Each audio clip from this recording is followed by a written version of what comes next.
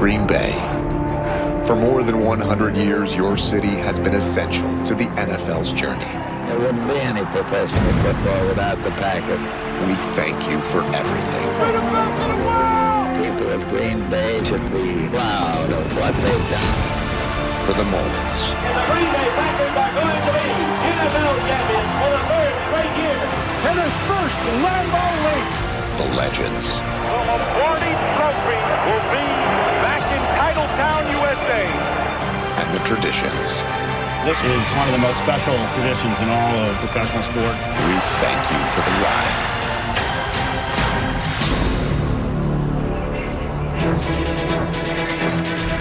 Welcome, everybody, to Green Bay, Wisconsin, and to night one of the 2025 NFL Draft, presented by Courtyard by Marriott. You can see this place has filled up in the shadow of Lambeau Field. We have an estimated 250,000 people who have come here tonight to watch all 32 National Football League teams have their shapes completely remade, as each of them has a selection in tonight's draft. At least as of now, we are expecting a great many trades along the way. Adam Schefter will be here with all of those. The fans are ready to go. The commission will be out here shortly. The players are ready to go.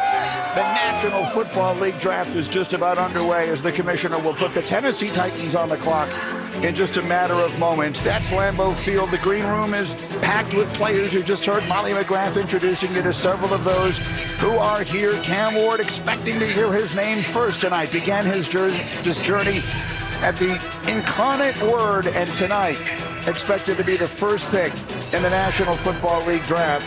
A remarkable rise for that player who made the right decision a year ago when he almost came out. There's Travis Hunter, the Heisman Trophy winner, a superstar on offense, a superstar on defense, the sort of prospect the National Football League has not seen in decades.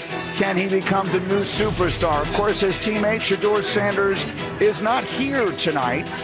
We don't know exactly when his name will be called. He has been the most talked about player leading up through this entire draft process. The quarterback at Colorado, will he hear his name called tonight at all? That certainly will be one of the storylines as he and his legendary father watch round one of the NFL draft tonight from Texas. And we bring you inside this draft theater. We are absolutely thrilled once again to bring you this magnificent event. It is our privilege to welcome you to Green Bay, the not quite frozen tundra tonight, although it feels like football weather here in Green Bay, as it usually does. That's us on that stage right outside. Hi, everybody. Welcome to Green Bay, and we are thrilled to have you with us. I'm Mike Greenberg. That's Louis Riddick. That's Booger McFarland. That's the man who invented the draft, Mel Kiper Jr. Adam Schefter is out with us as well tonight, and you'll hear from him momentarily. And Mel, I'll start with you. We have been talking about this on our podcast, the First Draft Podcast, going all the way back to September. So many questions. What is the one you are most looking forward to hearing the answer to in the next few hours tonight? Shedeur Sanders. He's really the talk of the draft. He's my number one quarterback. He was outstanding for 2 years at Colorado without getting a lot of help. Couldn't run the football, couldn't protect him, yet he was accurate. He held up from a durability standpoint. He did it with NFL condition around him. I love Shedeur. Perfect fit. Perfect fit is the New Orleans Saints at pick number 9. Because it's that 2 and 3, you're getting the best players in the draft. And Travis Hunter, Cleveland, maybe Abdul Carter, Giants. But at 9, 5th best player on the board, quarterback they need, division with the number 1 pick overall Bryce, number 1 pick overall Baker, Michael Penix Jr. In the dome, Shedeur would be ideal, perfect for the New Orleans Saints. So many edge rushers. After Abdul Carter, who's going to be the next edge rusher off the board? I think the edge rushers dominate the draft tonight. The emergence of the conversation surrounding big play running backs. Ashton Denty, he personifies big play running backs. With Saquon Barkley, he's got the conversation around running backs going again. Where does Ashton go tonight? Maybe in the top 5. There's been a lot of speculation about that. Well, there is a unique tradition of riding bicycles in the city of Green Bay. Kids used to bring their bikes over and allow the players to ride them to training camp. That tradition that goes back about a half a century in Green Bay. And a little birdie whispered in my ear, we may see that tradition reenacted tonight as the commissioner makes his way to the stage. I see some bicycles out here in the crowd as the commissioner gets set to come out and welcome everyone here to the draft. And there he is, Roger Goodell. It is a tradition unlike any other, if I may borrow the phrase from our friends at CBS. Roger Goodell riding his bicycle out onto the stage to the usual chorus of enthusiastic booing from all of the fans. And there are so many others, as you see, bringing out some of the Packer legends. And I think I recognize that fellow in the back there. Packers super fan Lil Wayne is here on a bicycle.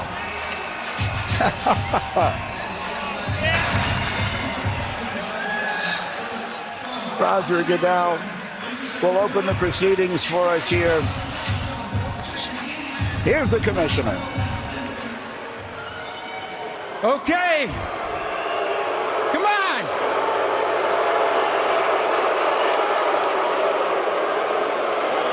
Okay, welcome to the 2025 NFL Draft in Green Bay, Wisconsin.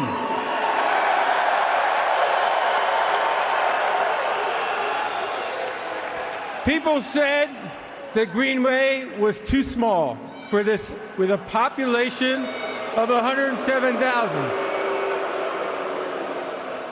But we have over 125,000 people here and still counting.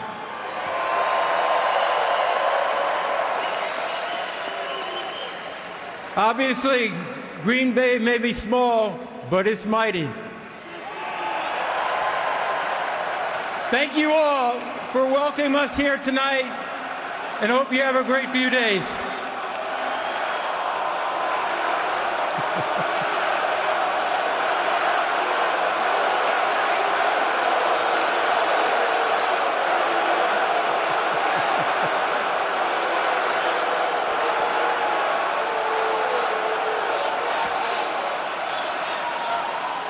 Over the next 3 days, we will welcome in the next generation of stars into the NFL and bring hope to every NFL team, and we may have a few surprises for you tonight.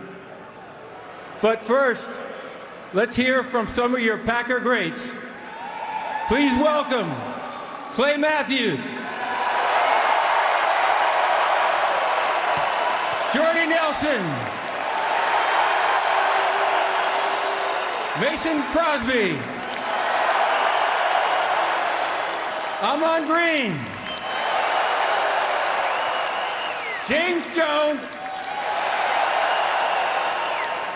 and Packers superfan Lil Wayne.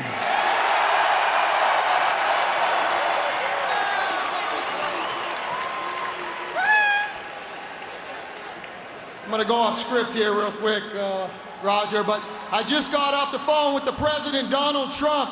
He asked me to pass a message along to all 32 NFL franchises. So let me tell you what it reads here, all right? It says, my fellow Americans, the Bears still suck! Let's go! Go Pack!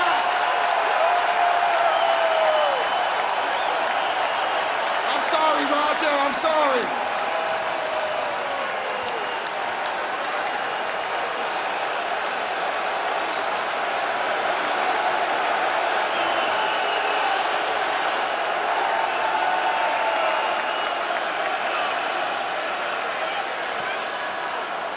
Okay, Green Bay, it's time to get the show started. Are you ready? The 2025 NFL Draft is now officially open. The Tennessee Titans are on the clock.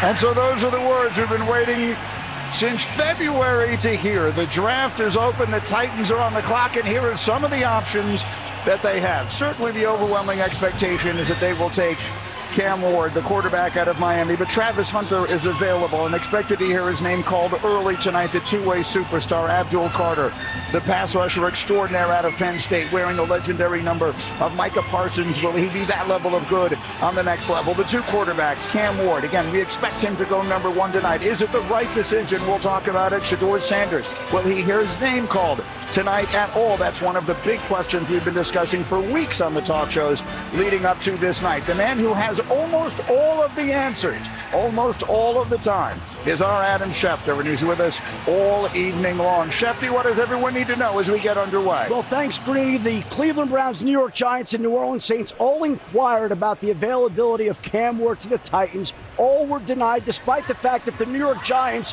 offered their first-round pick this and next year, along with other picks. The Titans were sold on Cam Ward's workout. Their new general manager, Mike Borgonzi, came from the Chiefs, where he worked with Patrick Mahomes. And Cam Ward's instincts, the way he sees and feels the field, reminded him and them of Patrick Mahomes. And so now they are poised to make Cam Ward the fourth number one overall pick to work under Titans head coach Brian Callahan, joining Peyton Manning, Matthew Stafford, Joe Burrow, and Cam Ward right there, Greeny.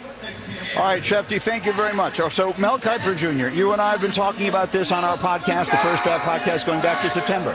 Shedeur Sanders was your number one quarterback on the board then. He has remained that way throughout. Do you believe the Titans are making the right call tonight, taking Cam Ward number one? Cam Ward, I get it. The arm talent is undeniable. I understand that. He can be creative. He can escape. He can do things that Shedeur can't do. But if Shedeur gets an offensive line in front of him, the exact same thing I said about Tom Brady when he came out as a sixth-round pick after Giovanni Carmazzi from Hofstra went in the third round because he was more athletic and more talented physically, athletically. Saw what happened there. When you look at Shedeur Sanders, everything you want an NFL quarterback to be, he has. Toughness in the pocket, unflappable. Final 2 minutes of a game. Look at the precise, accurate passing. Short, intermediate, deep. He does all that. He was sacked a lot, right? So he's got to get the ball out a tick faster. He didn't have any help. The offensive line, blown block after blown block. You know, Olay block after Olay block. He had no chance. He had to try to make plays, and he did. Guess what? Completion was kind of through the roof. Not many balls hit the ground. When he needed to come through for this team, he did. This notion that he's not that athletic is ridiculous nonsense. He can move, he can roll right, roll left, 3rd and 8, he can get you a first down with his legs. This kid has what the NFL wants. Talk about conditions in the NFL. Muddy pocket, right? Pressure all the time. No running game. His leading rusher over the 2 years of Colorado averaged 350 yards for the season. That's it. That's Ashton Jinty and Amarian Hampton in a game and a half. Are you kidding me? No running game, no offensive line to put up the numbers he did. He, to me, deserved to be. And I think I understand Cam Ward. You want a 6'3", 230-pounder. You want a guy with a rocket arm. You want a guy with 4.6 speed. It's not Shedeur Sanders. Cam Ward, stronger arm, more talent. I get it. But I'm telling you, Shedeur Sanders, old school, pocket, you can win big in this league. It's been proven time and time again. Look, the two things that everyone points to when you're talking about quarterback play, the two things that everyone wants is great decision-making and accuracy throwing the football. And I know, Booger, you're going to talk about these two things. And it's the two things that Shedeur Sanders has built his career on, and yet we continue to try and knock this young man down for things that really people don't hang their hat on. He has plenty of horsepower in his arm. He has plenty of mobility, as you mentioned. I don't understand it either, but I'll tell you this.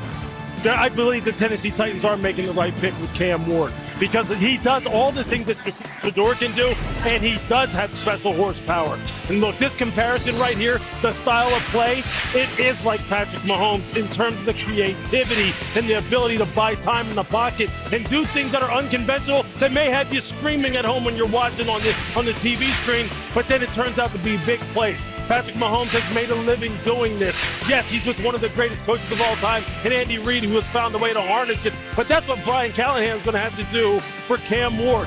Harness it. Make sure he does it judiciously. Off-platform throws. Just look at this. Buy time in the pocket, escape out to the left, and then throw it like you're throwing the first base. It's just like Derek Jeter playing for the New York Yankees. But he puts it on a rope and puts it right where it needs to be put. Patrick has done this time and time again in the NFL. Now, I understand Patrick's done in the NFL. Cam Ward hasn't played a snap. This is just a comparison, and you'd be hard-pressed to tell me that you don't see the same thing that Mike Borgonzi saw, that we're showing on this screen, and this is why Cam Ward's the number 1 overall pick. All right, Booger, so settle the tie here. I've got 1 vote for Shedeur. I've got 1 vote for Cam Ward. If it was your team, who would you select? Greeny, for me, it would be Shedeur Sanders. And we've become enamored so much by the wild plays, so much by the off-platform throws. But Greeny, we don't take the simple. We don't like the simple sport. And look at what Shedeur Sanders does. He plays the football like an old school tradition for quarterback spot. He stands back there in the pocket and he throws the football with accuracy. And it may not be the most special thing you've seen, but it's the prerequisite for the position. Completing the football with accuracy, with timing, great decision, poise. He does all the things that you need to do quarterbacks to do. All right, so the pick is in, and again, we expect it to be Cam Ward, though we've not been officially told that as of yet, and then perhaps the fireworks begin after that. So Cam Ward, a young man who began his career at the University of the Incarnate Word, spent 2 seasons there, then went to Washington State, then made the decision to come out into last year's draft, changed his mind, instead transferred to the U, and look at him now, perhaps about to hear his name called as the first pick in the 2025 National Football League draft. You heard Lewis make the comparison to Patrick Mahomes. That's what everyone in the NFL is looking for. A young man with that sort of talent, those sorts of traits. The Tennessee Titans need a quarterback badly. The commissioner, I'm told, is making his way to the stage to make the announcement of the first pick in this 2025 National Football League draft. There he is. We see him. Here comes the commissioner. The pick is in. Number 1.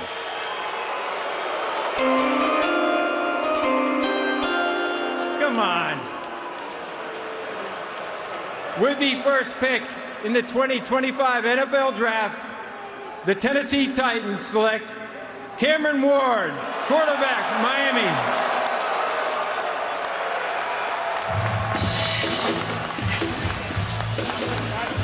As we said, he made the right call a year ago, going back to school, finished 4th in the Heisman voting in his 1 season at the U.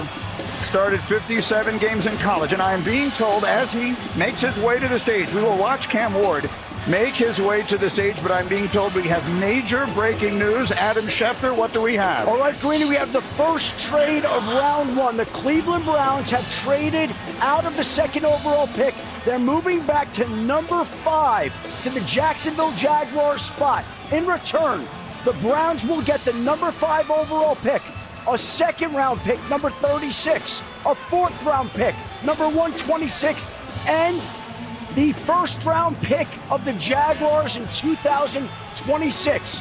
The Jaguars, in turn, get the number 2 pick, a 4th-round pick, and a 6th-round pick. The Jaguars are on the clock. The youngest general manager in the NFL, James Gladstone, at the age of 34, new regime in Jacksonville, is taking a huge swing at the 2nd pick, and they are targeting Travis Hunter. All right, that is a remarkable development immediately here. And so as you see Cam Ward having his moment with the commissioner, this is something that we knew would happen. We did not know we would have a trade as early as number 2. Mel, Jacksonville giving up a lot to move up here. Is Travis Hunter, if indeed that is the player, is he worth all that they apparently are giving in return? Think about Jacksonville right now. Liam Cohen, right? Head coach. He wants offense. There's no question. Help out Trevor Lawrence, right? What can Travis Hunter do? He can bring you juice to an offense. He can be a playmaker. He can be a touchdown maker. They need help at corner. That's a neat area for the Jaguars. He can be strategically worked in at cornerback late in the first half, late in games. These games are decided in the 4th quarter. Travis Hunter, the Jacksonville Jaguars, all about Trevor, all about the cornerback spot, 2 for the price of 1. Travis Hunter is, in my opinion, the best player in this draft. I don't think, when you think about what he can do, I understand it's tough in the NFL to play both ways. It's going to be very difficult. He may not be able to do it more than a year or 2. But I think you can always work him in on the other side of the ball. He's going to be offense with Trevor, and then on defense with the cornerback spot being the neat area, he'll figure it out. He has not had the benefit in college up until this point of being able to just focus on one position. So how can you be great at one spot when you're playing both ways? You're out there all the time. Yet he was. He's special, and for Jacksonville to give up what they did, it tells you they believed he was the number 1 player in this draft, and they needed him on both sides of the ball. And Greeny, we're talking about a unicorn, something we've never seen before, and for them to give this up, they believe he's that. And for all this talk about can he play both sides in the NFL, think about this. The NFL game is slower. College football is a lot faster, and he did it in college football. So how come he couldn't do it in the NFL when the game is slower? There are fewer plays. We're going to major you on offense, and we'll let you play certain coverages on defense. I think he can do it, and if Jacksonville is indeed taking Travis Hunter, Liam Cohen, an offensive guy, you can best believe he's going to use him on offense to the fullest extent. Sure. Look, I don't think you want to play him 120 snaps a game, okay? I don't think that's what – I think it's got to be something like 60-40, 75-25, something like that in terms of breaking it up. Look, Deion Sanders, when I went out to Colorado, that he would start him on the offensive side of the ball when they break out of their initial first-team meeting with whatever team he goes to. He needs to learn the nuance, the intricacies of that side of the football. He thinks he can step on the field immediately and contribute on defense. You'd be hard-pressed to find anybody up here to say anything different. So, look, Mel put it perfect. You're getting 2 for 1 with this guy. You're getting 2 players in one. Yeah. Absolutely, you move up to get that kind of player. Let's make sure everyone can see exactly what it is that the Jaguars have given up here. It is a significant trade. Again, Shefty told us about an hour ago to expect quite a few explosive trades early, and we get it here. And look at all that Jacksonville is giving up here. The 5th pick this year, a 2nd and a 4th, and next year's first-round pick. I'm curious to hear from you, Louis Riddick, as a team builder. Andrew Barry, the general manager of Cleveland, referred to Travis Hunter and compared him to Shohei Ohtani. Shohei Ohtani has revolutionized baseball as we know it. How do you feel about the Browns trading away the opportunity to select him here? Look, they received the haul, though, Green. I mean, look at that on your screen right there. You know, you have 2nd and 4th round picks this year, a 1st round pick next year. I mean, that's big time. And he needs to now maximize all those extra picks. But Jacksonville, man, they may be getting a special player.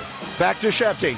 Here's what we got, Greeny. These two sides have been working on this trade for 2 weeks, and it changes the shape of this draft and Cleveland's approach to quarterback, because the Browns now have 2 second-round picks at the top of this draft, and they also have 2 ones next year in what's expected to be a more quarterback-rich draft. So they could opt for quarterback here tonight or tomorrow, or opt for 2026, but they have options. And the Jacksonville Jaguars instead have what they believe will be the best player in the draft. They're moving up to get that type of player. A huge swing from both teams, but both sides believe it's worth it. So there's Travis Hunter there awaiting the call that we will expect to be hearing momentarily here from Jacksonville. Booger, your thoughts on Travis Hunter now, it would appear, headed to Jacksonville after all this time. We assumed he'd be going to Cleveland. Oh, Greeny, I love it. I think he's the best weapon in the draft, and he's a unicorn, something that we have not seen. You have to maximize this, though. If you're Jacksonville and you're going to take Travis Hunter, you have to maximize him on offense. And this is about helping Trevor Lawrence, who's underachieved so far in Jacksonville. You have to surround your quarterback with weapons. This is the ultimate weapon, the best wide receiver in the draft, maybe the best cornerback also. Man, the only thing I'll say is, look, defensively, they were hard on defense. In terms of yards, giving up yards for explosive plays. Look, if ever an organization needed a two-way player that fit perfectly right into what their needs are, this is the young man for you.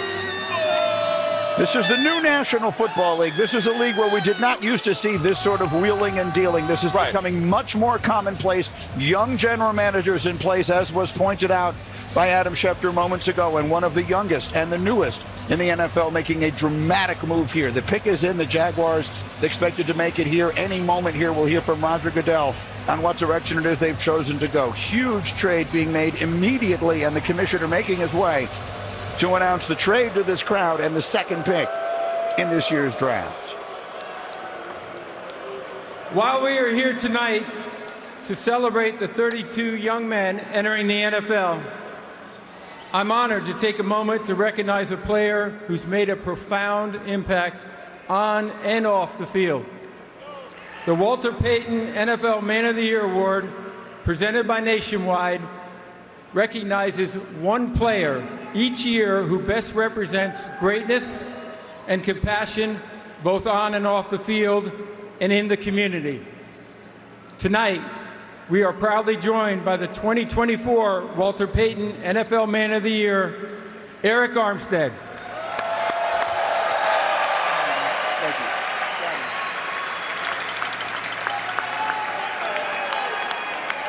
First off, Duval!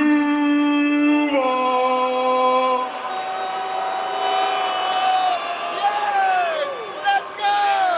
Let's go! I want to say thank you to the commissioner Thank you to the Payton family and the NFL and nationwide. And also, too, tonight I want to encourage each player embarking on the NFL journey to identify a passion close to their heart and act upon it. Use your platform to make your community, the league, and this world a better place. As we remember Walter Payton, strive to leave a positive legacy of your own. Thank you.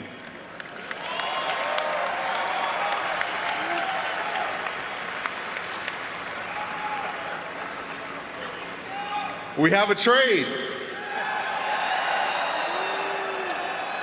The Cleveland Browns have traded the second pick to the Jacksonville Jaguars.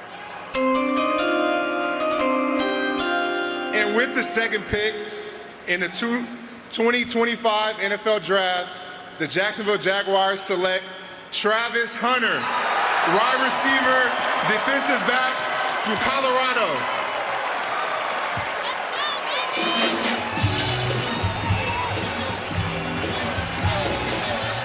That's right. They get two for the price of one. Star on both sides of the ball, but making history is nothing new for this Heisman winner. He was widely considered the best player in the country coming out of high school in Georgia.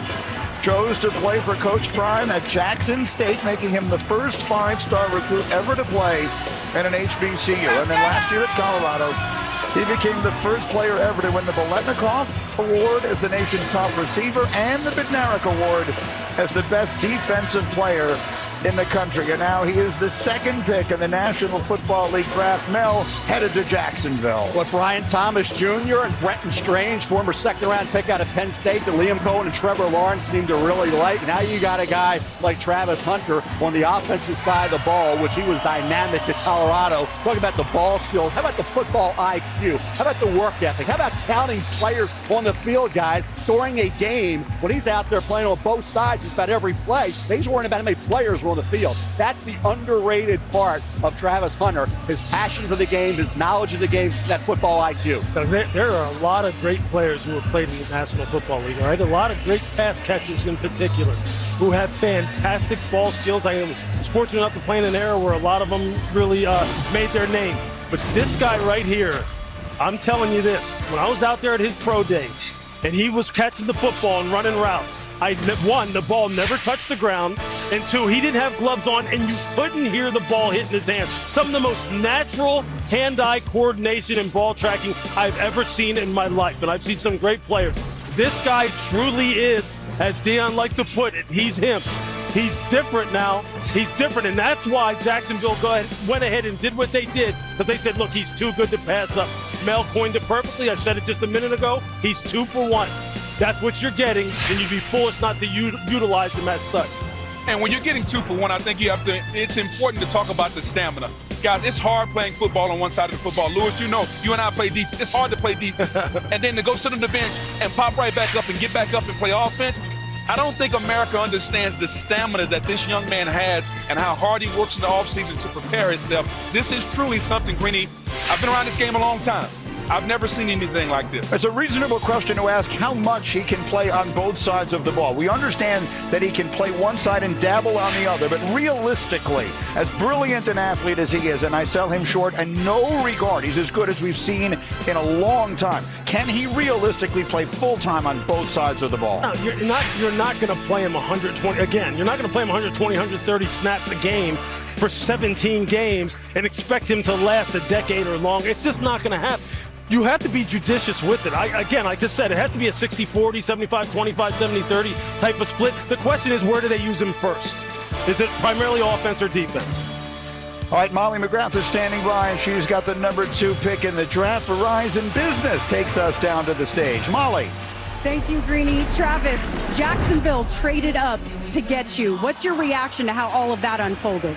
I mean, they ain't talking to me since the combine, so I'm super excited to be able to go back home and be able to play for an organization that thought I was worthy of trading up and getting.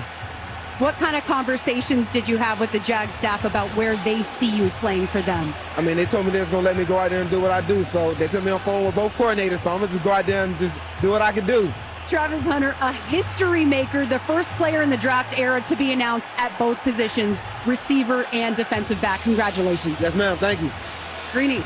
You mentioned that he's going home, Molly. His hometown in Georgia is about 374 miles from Jacksonville. And we talk about the history that he is making. Well, we are in the shadow of Lambeau Field, the legendary Green Bay Packers. Don Hutson is the only player in NFL history to catch 400 passes and make at least 10 interceptions. He did all of that without wearing shoulder pads, by the way. Will Travis Hunter be the first ever to do it with shoulder pads? The last player to play consistency on both sides of the ball was his coach, Deion Sanders. Primetime, 1996 with the Cowboys. He made 8 starts on both offense and on defense. Obviously, one of the great players of all time. We'll see if his protege is able to follow in his footsteps. So, fireworks early here tonight. Jacksonville making the trade, moving up to number 2. I'm told the pick is in now at number 3. So the New York Giants, who've been waiting all off-season long to see what direction this team would go. For so long, we expected to go in the direction of quarterback, and then that conversation seemed to have ceased. Perhaps they'll target a quarterback later in the night. There's the Giants' draft room. John Mara looking for results quickly here after a very disappointing season. The commissioner is making his way to the stage after Cam Ward went number 1 and Travis Hunter went number 2. It's time to find out who's going number 3. With the 3rd pick in the 2025 NFL Draft, the New York Giants select Abdul Carter, defensive end, Penn State. So that one goes as expected. Unanimous All-American Big Ten Defensive Player of the Year. 23.5 tackles for loss by a wide margin, the most in the country. Finished with 23 sacks in 3 years in State College. And Mel was all over the field in that semifinal loss to Notre Dame, which proved to be his final game as a collegiate. You think about Abdul Carter, you think about what he was as an off-ball linebacker for 2 years. He had 17 tackles for loss and 11 sacks over a 2-year period. They unleash him off the edge this past year. He goes to 24 tackles for loss. Talk about more than over a 2-year period. 24, 12 sacks as opposed to 11 over a 2-year period. Double the number. So bottom line is, when you put him off the edge, you can play him off ball. He can seal the edge, play the run, plays the end with passion. They dropped him in the coverage. Did a really good job there. The bend, the wide variety of moves that this young man has. I thought he was exceptional. The foot injury kind of clouded the issue a bit. Surgery, no surgery. That thought maybe would push him down, but it did not. The New York Giants have 2 edge rushers. Kayvon Thibodeau, Brian Burns. Will they play him off ball? Will he be in that rotation with those guys? Bottom line is, you're getting a guy off the edge this year when he was finally Micah Parsons. We saw what he could do when he was unleashed. And just like Parsons, this kid resembles that type of player. That's Abdul Carter. And when you think about what a team in their division in Philadelphia did with that defensive line and the way they dominated Kansas City in the Super Bowl and the way they were so stacked with the defensive line, it's no wonder New York sees the same thing with Carter and Burns and Dexter Lawrence in the middle. But they can absolutely dominate you and go from inside. And so I think he's the best edge guy in the draft. The elite first step quickness, the ability to bend, the ability to turn the corner. His first step is the best that I've seen in a long time. Yeah, look, Von Miller says it all the time, right? And Boog, you know this. You played some of the best pass rushers of all time down there in Tampa with guys like Simeon Wright. This guy can get off the rock. And here's the thing that impresses me the most about him. He flat out plays hard. When you talk about competitive character, for 60 minutes, this dude is hunting the quarterback. He asked the Penn State coaches prior to the 24th season to put him at defensive end. He asked for the switch. They were wondering how he was going to handle when they put him in a 6 technique, right? Yeah. Head up over the tight end. When tackles started coming down on him and double teaming him, whether or not he was going to be able to withstand it and come back again and again and again. He continues to get better at it. But I'll tell you this, when it's 3rd down, he's got speed to power. He's got high side speed. He's got an inside spin. He's got it all. Incredible, incredible player. He wears the same uniform number that Micah Parsons did. Will he follow in those footsteps as far as effectiveness in the NFL? Verizon Business takes us down to Molly, who is standing by with the 3rd pick of the draft. Molly. Thank you, Greeny. Abdul, your dad trained you your entire childhood. What was that moment like after your name was called with your dad and the rest of your family? Yeah, it was surreal. I wouldn't be here without him. I'm just blessed, thankful for my family, thankful for everybody who helped me get to this moment. And I can't wait to celebrate this moment with my family. You grew up in Philly. You grew up an Eagles fan. How are you going to bring the Giants back to dominance in the NFC East? Yeah, I'm all New York. New York getting everything from me. All the passion that I have, all the love that I have, all the excitement. On third down, they're going to get loud. I'm going to get that big play, make my best pass rush, make that big explosive play. All right, congratulations, Abdul. Thank you. Greeny. All right, Molly, thank you. Abdul Carter is the third defensive player selected in the top 3 overall by the Giants in the common draft era. The others, Lawrence Taylor and Carl Banks. So Travis Hunter is off the board. How about his college teammate, Shedeur Sanders, waiting to hear his name called as round 1 of the NFL draft continues from Green Bay on ESPN.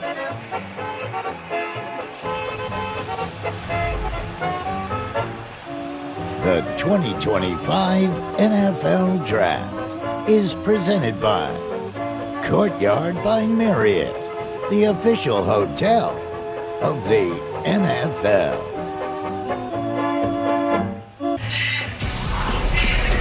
Welcome back to Green Bay. Time now for a draft moment powered by Shopify. Let's look at what's happened so far tonight. Top 3 picks of this year's NFL Draft. Number 1 went exactly as we expected. Cam Ward, drafted by Tennessee. Number 2, all heck broke loose immediately. Jacksonville trading up from number 5 to number 2 with the Browns and taking Travis Hunter, the sensational two-way star out of Colorado. Number 3, the New York Giants.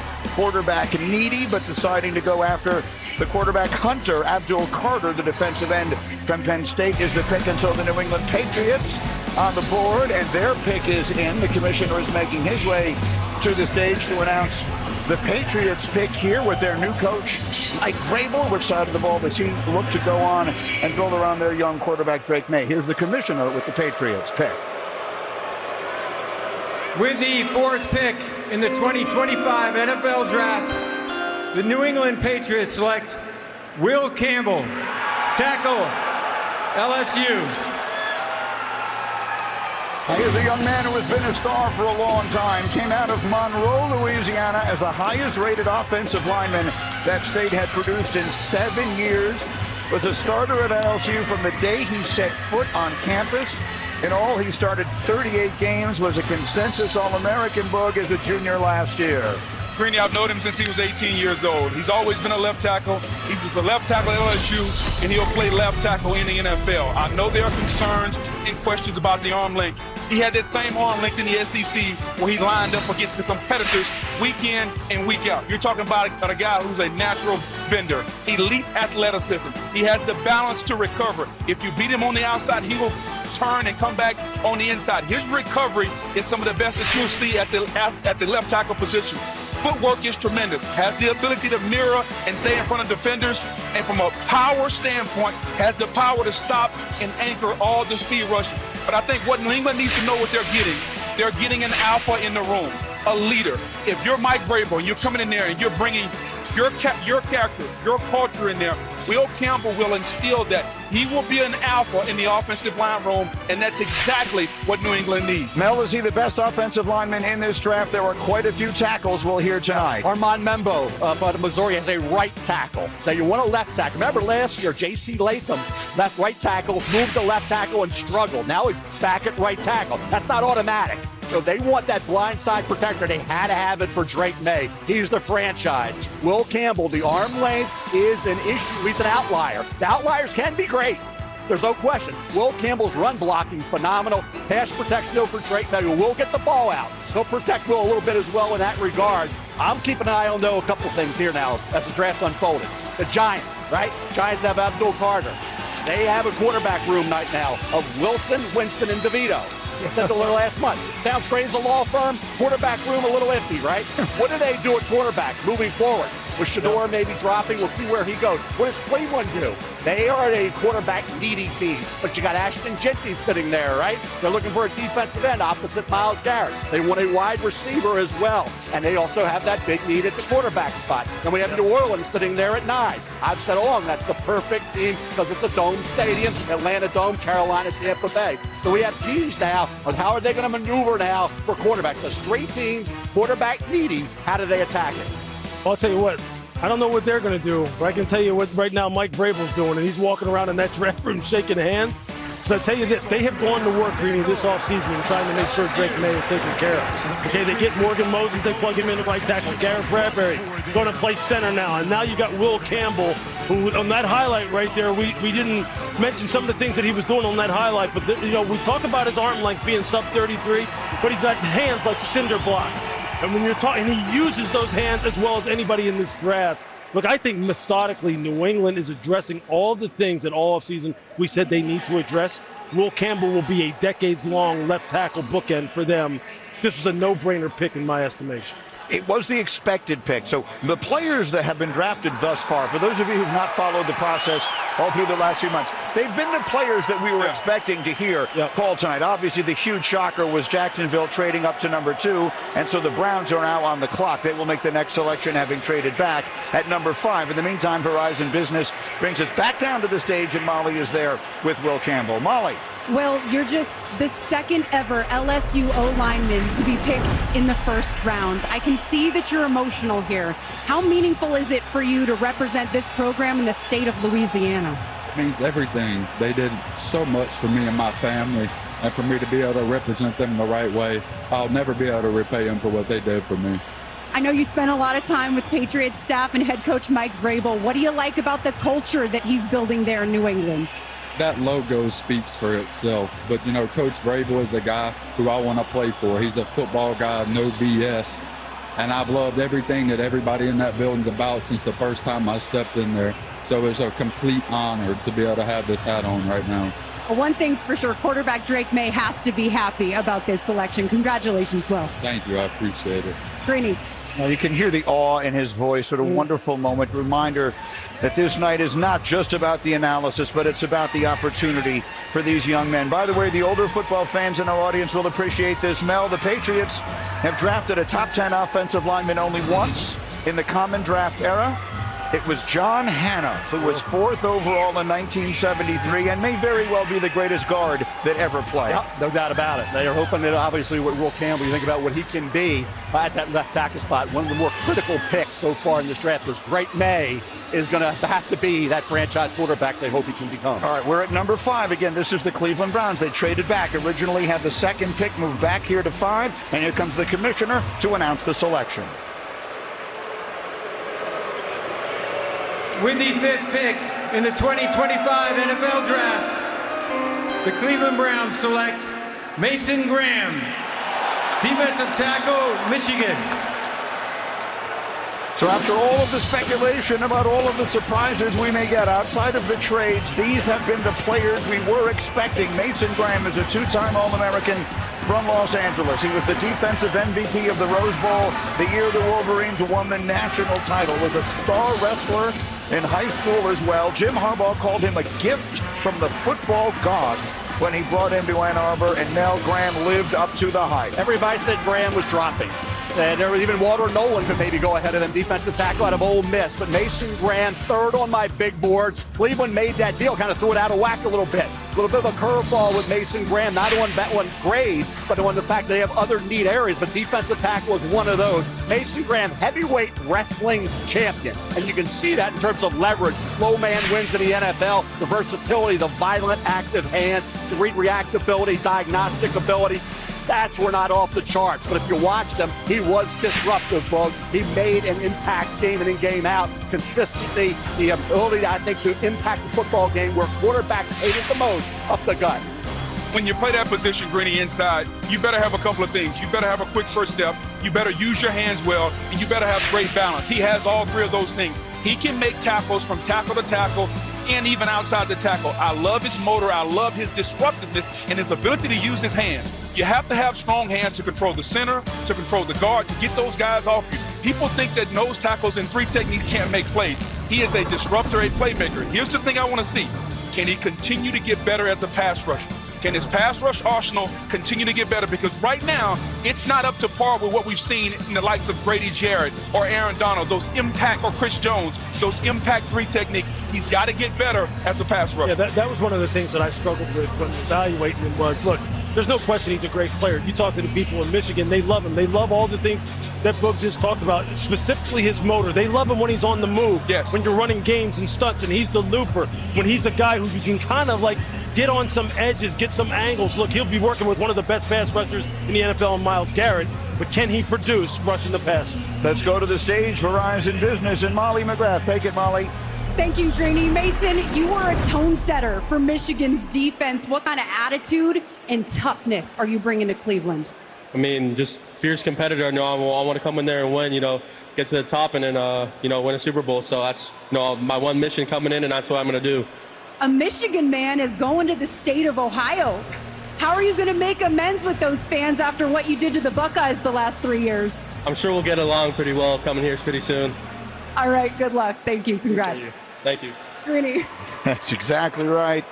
Heading into what would have been considered enemy territory previously, but now the new favorite son of the Cleveland Browns, Mason Graham, an outstanding player. So now the Vegas Raiders are on the clock, and what a fascinating decision they have ahead of them here. Early in this process, Mel, we were talking about Shedeur Sanders here. He has a long history with Tom Brady. That conversation has pretty much died away completely. That was part of the early discussion. That's not what we're expecting, at least here. They have Pete Carroll. You see him there in the draft room as the Raiders make their decision at number 6. What about Geno Smith now, right? Pete Carroll are tied together. Pete made Geno great, right? Made an outstanding quarterback in this league. He still has probably 3 years left where he can play at a very solid level. So for Geno Smith to help him out, what does Pete Carroll want to do? Run the football. He had Marshawn Lynch. They drafted Rashad Penny. Didn't work out, but they still took him in round 1. You look at a guy like Ashton Genty, what he can mean to this football team. I've been 4th overall on the big board. My philosophy is not my ranking. On value, on ability, he's the 4th best player in this draft. He deserves to be a pick this high. Based on that, I think the Raiders would look at the running back Ashton Genty over Armand Membo, the offensive tackle from Missouri. Yeah, look, this is a football team that didn't have a rusher go over 500 yards last year. You just can't have that in the NFL. So you would think that Pete Carroll, considering where he came from and what his philosophy is, he'd be sitting there going, how do we not take the guy? Yeah. It's a team that has a lot of holes, and so one might think that taking a running back is a bit of a luxury for a team with as many needs as this team has. We're going to find out right now. I see the commissioner making his way towards the microphone. Here come the Raiders at 6. With the 6th pick in the 2025 NFL Draft, the Las Vegas Raiders select Ashton Genty, running back, Boise State. Well, we'll go over the numbers one more time. What a season he had. 2,600 rushing yards, 29 touchdowns. Unanimous All-American, won the Maxwell Award, the Doak Walker Award, and finished runner-up for the Heisman. Fascinating life story. His dad was a naval officer, so he played his first year of high school football in Naples, Italy, and was a quarterback. Ultimately wound up in Frisco, Texas, then to Boise for college, and now he is a Las Vegas Raider. Spectacular all-around running back. He was a workhorse. He only had one game where he had 30-plus carries in 2023. This past year, he had 8 games of 30 or more carries. He can be that workhorse running back for Geno Smith and for that Raider offense. You know about contact balance, game-breaking ability, explosive, right? How about catching the football? He had 43 catches in 2023. Now, 750 career carries. It's a lot, right? Also, he's a little loose with the football. High and tight, right? He's got to learn that. 5 fumbles in 2023, 3 fumbles in 2024. That's 8 fumbles over the last couple of years. Penn State game, he had a fumble loss. Also had another fumble in that game. So in terms of a guy who can impact the game, running, catching, and guess what? He'll block. Is that last line of protection for Geno Smith. Ashton Genty will get the job done. He gets behind those blockers. Defenders and players can't even locate him. And then he's gone with the contact balance and the game-breaking speed. Hey, I'm against running backs in the first round, but on ability, like I said, 4th best player in the draft, and Pete Carroll wants to run the ball and take some of that pressure off of Geno Smith. I love it. You finally come around to the running back after all these years. I'll meet you halfway on that. I love it. Greeny, it's a few things as a running back you have to have in the National Football League. Can you make a guy miss in the hole? He can do that. From a contact balance standpoint, when you get hit, can you absorb the first hit and then continue on? He can do that. And then the third thing, can you take it to the house? He does all 3 of those things well. That's why he'll be a successful NFL running back. Greeny, I had the privilege of seeing this young man up close and personal at the Fiesta Bowl this year. And I said when we were preparing for that game, this is Emmitt Smith. This is Emmitt Smith with home run breakaway speed. The vision and the elusiveness. He's built like a bodybuilder, like a power lifter, but he's got the jump cut ability to get that ball out on the perimeter. And then you just see the lower body power as he's weaving his way through traffic with like that next level vision. He's going to rip off plus 20, 30, 40-yard runs on the regular. Emmitt Smith, he did this on the regular at the NFL level. What was Emmitt's superpower? It was the vision, it was the lower body balance, the ability to see things that other people simply couldn't see. And he didn't have the kind of speed, the kind of breakaway speed that Ashton Jeanty has. And when you talk about contact balance and burst and the ability to get yardage after initial contact, nobody does it better than this guy. Nobody. And then look at him turn on the Jets. It's easy. It's easy, smooth acceleration. And I'm telling you, when you get up on him close, you will think, how does this guy have that kind of stride like and be able to run like that? Emmitt Smith, same way. If you didn't get a good hit on him, if you didn't wrap him up, he was going to the house on you. Now here on this run in particular, he's able to take it the distance. Hey, look, I don't think this is a wild comparison by any means. This is a great player the Vegas Raiders just got. It's as good a comparison as you could ever possibly ask for. Verizon Business back to the stage. Molly. Thanks, Greeny. Ashton, you told me that at 10 years old, you knew you were born to play this game. Standing up here now, an NFL running back, top 6 pick. What would you say to your 10-year-old self? Man, just continue to trust in God and your abilities and stay disciplined. All your goals and dreams are accomplishable. Raiders' new head coach Pete Carroll loves to build a team around running the football. He used to coach one of your favorites in Marshawn Lynch. How will you bring beast mode to Vegas? Yeah, I think just that same energy, that attitude he comes with, that nobody can tackle them on the football field. All right, congratulations. The highest selection ever for a Boise State player. Thank you so much. Greeny. Molly, the Raiders averaged 3.6 yards per rush last year, last in the NFL. Look at the celebration. Lone Star High School, Texas. Congratulations, you have produced a first-round pick in the NFL draft. We'll be right back.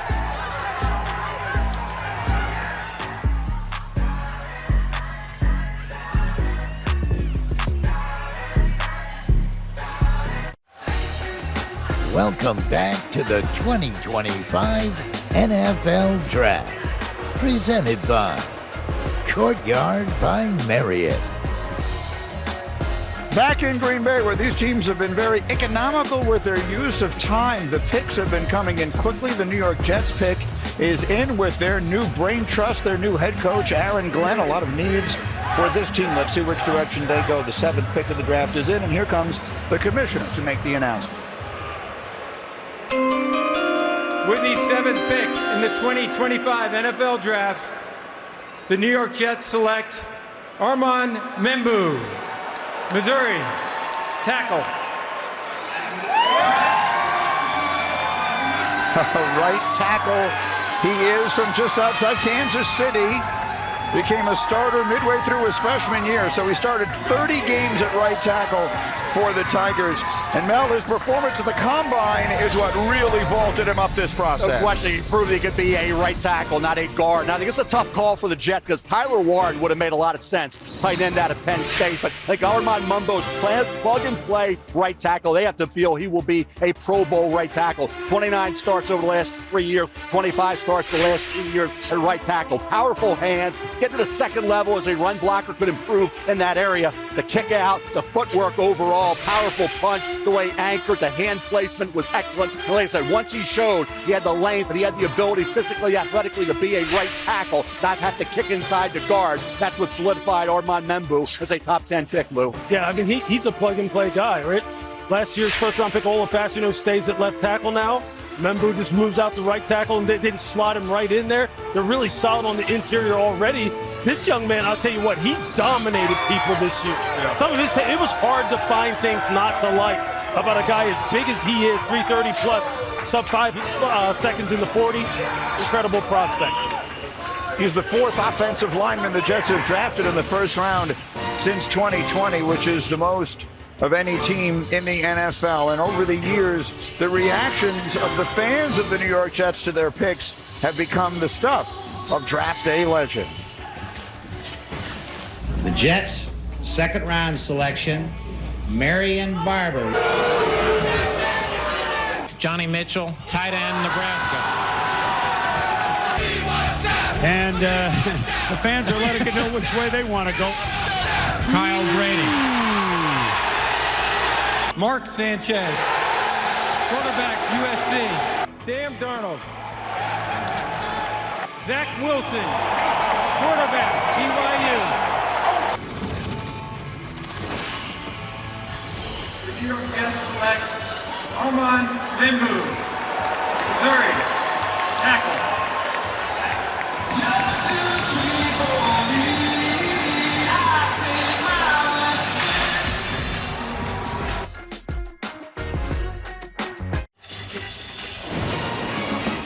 Back in Green Bay, Mel, let's look at your best available players, brought to you by Courtyard by Marriott. Not yet had any major reach, Greeny, in terms of the first 7 picks in this draft. Who's still available? Shador Sanders, quarterback, I think ideal for New Orleans. Tyler Warren, the Jets passed on Brock Bowers. Now they pass on Tyler Warren to take Armand Members. So Warren's still available. Maybe the Bears coming up. Jalen Walker, edge and off ball, versatile get out of Georgia linebacker. Will Johnson, a little banged up. Did go through the process 100%, so he's dropped a little bit, but a heck of a player. 9 career interceptions, 3 career pick sixes as well for Will Johnson. If you're just joining us, most of the picks that we've had tonight have been the players we expected to be drafted. There was one major change, which was the draft trade up early in the trade. The Jacksonville Jaguars moving up to number 2 with the Browns. The 8th pick is in the Carolina Panthers, and here's the commissioner. With the 8th pick in the 2025 NFL Draft, the Carolina Panthers select Teteroa McMillan, wide receiver, Arizona. So that one isn't what we expected. Outstanding player. They call him T-Mac. He was born in Hawaii. Went to Arizona as the highest rated recruit in the history of that school. Mel, his last 2 seasons, he had 174 catches for over 2,700 yards and 18 touchdowns. Yeah, he had drawn comparisons to Mike Evans over the last couple of weeks. Everybody thought maybe Jacksonville, right, with Liam Cohen would go that direction. They, in fact, moved up to get Travis Hunter. Think about where we are with Teteroa McMillan. He's 19 right now on my big board. So he is a reach. I thought Matthew Golden from Texas would be the first receiver taken, but hey, the ability to make the contested catch is his forte.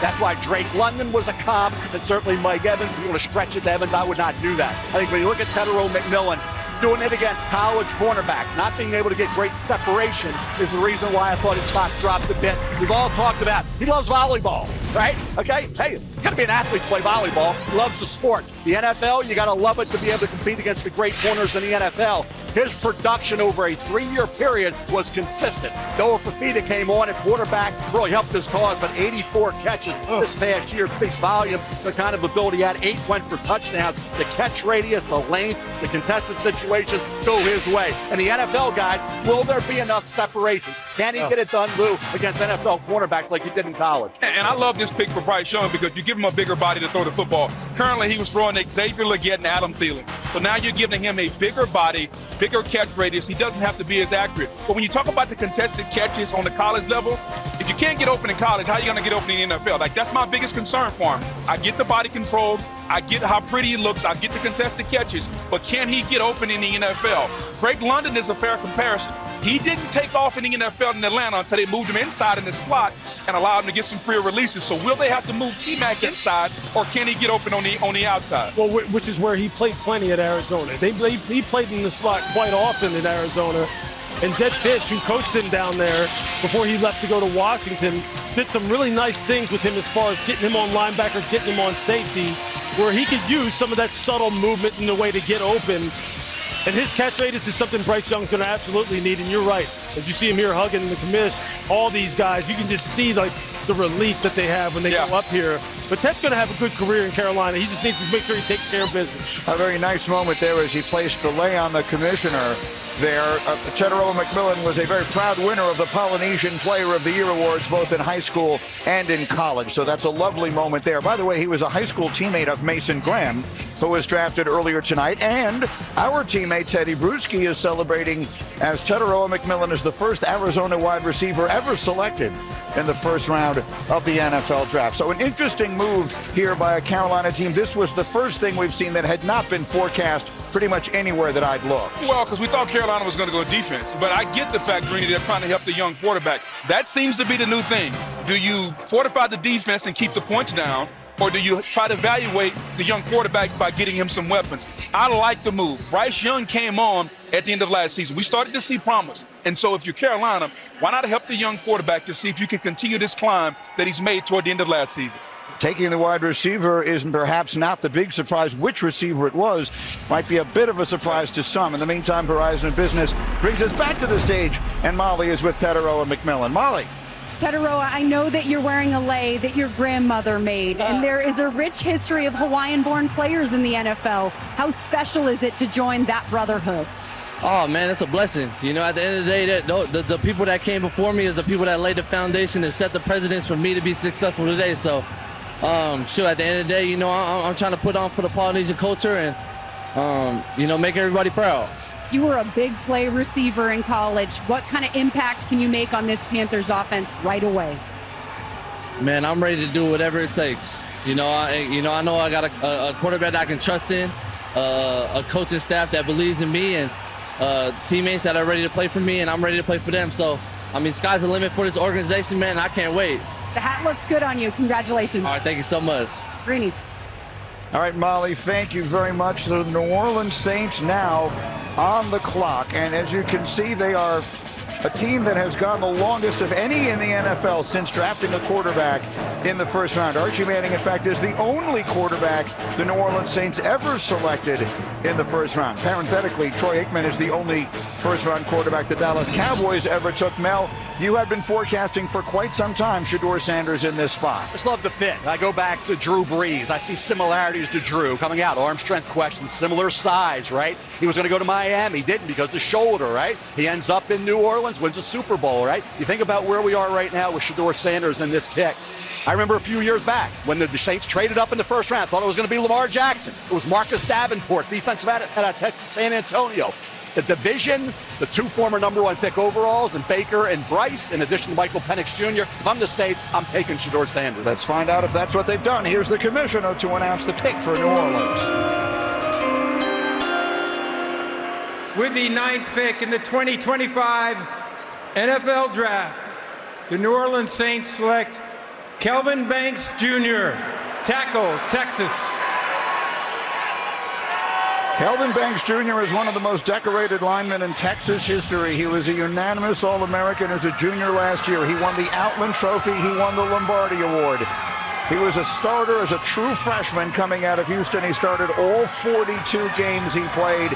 And Mel, he was a huge part of the resurrection of Longhorns football under Steve Sarkisian. The offensive line's an issue. I just wonder who's going to be playing quarterback for this football team moving forward. You think about where we are right now in that division. Shedeur Sanders is sitting there. You take Kelvin Banks Jr., who didn't have a great year at Texas. Now, he was a little banged up. But there were times where some guys were getting the best of Kelvin Banks Jr. You have to go back really to 2023 to see Kelvin Banks Jr. at his best. Prior to that, when he came in, he was outstanding. In August, he was projected to be maybe a top 5 pick. Like I said, he didn't play up to the level of the talent this year. Was a little banged up, Lou, but the talent, when you go back to 2023, when he was 100%, was in abundance. Yeah, look, I talked to Steve Sarkisian recently about Kelvin Banks, and he could not rave about this young man more in terms of his competitiveness, how good of a teammate he is. He's a guy who overcomes adversity. Like, he had dealt with some things as far as health in his family. It never distracted him. He was continuously there for his team. As you mentioned, he wasn't 100% healthy, but when he is, this guy is smooth and fluid as water. Big, heavy hands, got a nasty playing personality. He can pass protect with the very best of them, and the New Orleans Saints need it. They're one of the very worst teams in the NFL in terms of pass block win rate in 2024. You're right, Mel. They better find a quarterback in order to protect and someone who can help them compete in the South and in the NFC overall. But this guy's a building block. They needed a player like this, and he is a culture builder. Sark could not be happier and more effusive in his praise for Kelvin Banks. And it kind of goes with how Mickey Loomis built his team. 8 out of the last 10 picks, Greeny, have been offensive linemen for defensive linemen for Mickey Loomis and the Saints. He understands how to build this team. Yeah, he may need a quarterback, but this is a young man. He's got to play. He's got to finish a little bit more, finish his blocks. But I love, as Lewis says, a building block for the Saints as they look for their quarterback in the future that they have to get at some point. In our countdown show, Adam Schefter suggested the Saints may be looking to target a quarterback in the second round. Meanwhile, we have an update on the scheduling release. Laura Rutledge and Colleen Wolfe join us. Laura. Ladies and gentlemen, NFL fans everywhere, hold on to your hats because boy, do we have an announcement for you. Live from the heart of the NFL draft right here in Green Bay, Wisconsin. That's right, Colleen. The schedule release marks a pivotal moment in the NFL calendar. It sets the stage for a thrilling season. Yeah, this is when we get to geek out over every single game and bye week, the primetime revenge and rematches, those late season divisional dates that end up deciding playoff spots. And who's playing at Lambeau in December? Ooh, we're gonna have to find out. You'll find out soon, okay? How about these rookies, the players who were drafted here tonight? When and where do they make their NFL debuts? We're gonna find that out as well. Let's not forget the expanding lineup of international games as well as Christmas, Thanksgiving Day. There's so many captivating matchups. It's the best. Yes, because nothing says holiday cheer like watching your team destroy another. So, without further ado, everybody, get it together, mark your calendars, set your alarms. The schedule will be dropped on May 14th. There we go. Lock it in. We can't wait. You can tweet it out, tell everybody, and don't miss it. Be sure to check out all the great content from the NFL team sites, the club's social channels around the schedule release. Tune into NFL Network as well as ESPN. So much. Full coverage of the thrilling 2025 matchups. May 14th just around the corner, too. I know. It's basically here at this point. Guys, get ready and buckle up for the greatest season of your lives. So there you have it, May 14th, which is a Wednesday, the 2025 NFL schedule release show.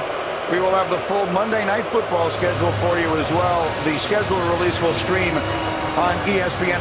You may be wondering why are they booing so loudly here now, and that is because the Chicago Bears have just been announced as on the clock, and in fact, our pick is already in.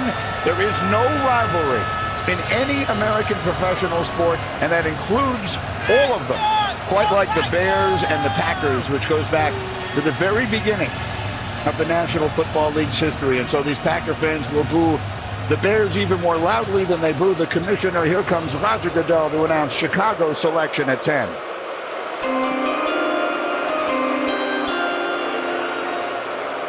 Yesterday, the NFL family lost a true legend, Bears Hall of Famer Steve McMichael.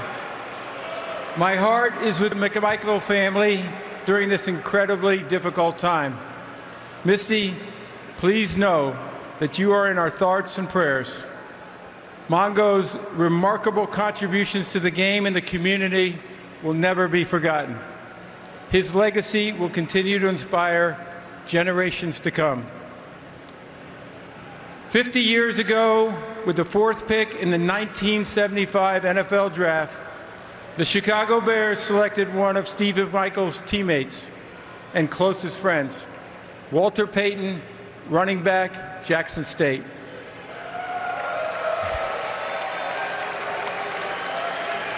Walter would go on to rush for nearly 17,000 yards and 110 touchdowns over 13 seasons, all with the Chicago Bears. As you heard earlier, the NFL continues to honor Sweetness, not only for his performance and excellence on the field, but also his commitment to give back to his community with the Walter Payton NFL Man of the Year Award. So with the 10th pick in the 2025 NFL Draft, the Chicago Bears select Colston Loveland, tight end, Michigan. Colston Loveland grew up on a farm in Bliss, Idaho, which has a population of 258 people. He caught his first touchdown against Ohio State as a freshman. He caught 9 more the last 2 years. He caught 56 catches in 10 games last year, most by a tight end in school history, a finalist for the Mackey Award. Mel, interesting that he goes ahead of Tyler Warren, who had been expected to be the first tight end off the draft. The Colts at 14, got to be sitting there hoping Tyler Warren slides down to them a few picks from now. But look at Colston Lovell. His shoulder injury is going to be fine, ready for camp, no issue there. They had quarterback problem at Michigan with J.J. McCarthy moving on to the NFL. His 56 catches, single-season record for a tight end, so he was still productive. He can stretch the deep middle. He's a tremendous athlete. He snatches the ball with his hands. Blocking needs to improve. But what did they want? They have Cole Kmet. They want a third receiving option, a receiving entity. You talked what Brock Bowers was last year. You have DJ Moore. You have Romo Dunze for Caleb Williams. Now you add that big-time receiver. He can get down the middle of the field, and he can make big catches, and he has run after the catch ability in Colston Lovell and Boog. Very rarely, Greeny, do you get a tight end that can threaten the defense at all 3 levels. Short, intermediate, and he can go deep. As a defender, we don't prepare for tight ends to go 30, 40, 50 yards down the field. He can do that. Essentially, he plays like a big wide receiver. And you talk about the matchup problems. Giving a young quarterback another chess piece to work with. This is the ultimate. I think Sean Payton calls him a joker. This is the ultimate joker now that Ben Johnson and the Chicago Bears have for Caleb Williams. Yeah, the thing about it, though, about him is the fact that even though he is such a great athlete and he comes off the ball so fast and can really stretch the middle of the field so quickly, if you go 12 personnel, right, with 2 wide receivers, 2 tight ends, and you go sub and put a defensive back on the field, this guy will maul a defensive back in the run game. If you go with a light box and go nickel, because he will block your rear end off. Look, Ben Johnson, this is exactly the kind of chess piece he wants, man. Caleb Williams, too. He has to be looking at him going, this is perfect. Colston Loveland, the 3rd tight end selected by the Bears in the first round since 1960. One of them was Mike Ditka in 1961. The Niners will choose next on ESPN.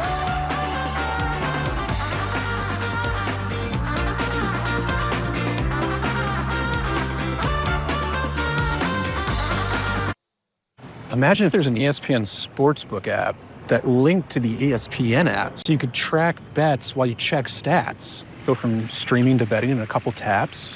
Personalized offers based on your fantasy team. You're literally describing ESPN Bet, which exists. It'd be a total game changer. It's one of my best ideas. ESPN Bet, the official sportsbook of ESPN. Sign up today and receive $100 in bonus bets when you make your first $10 bet.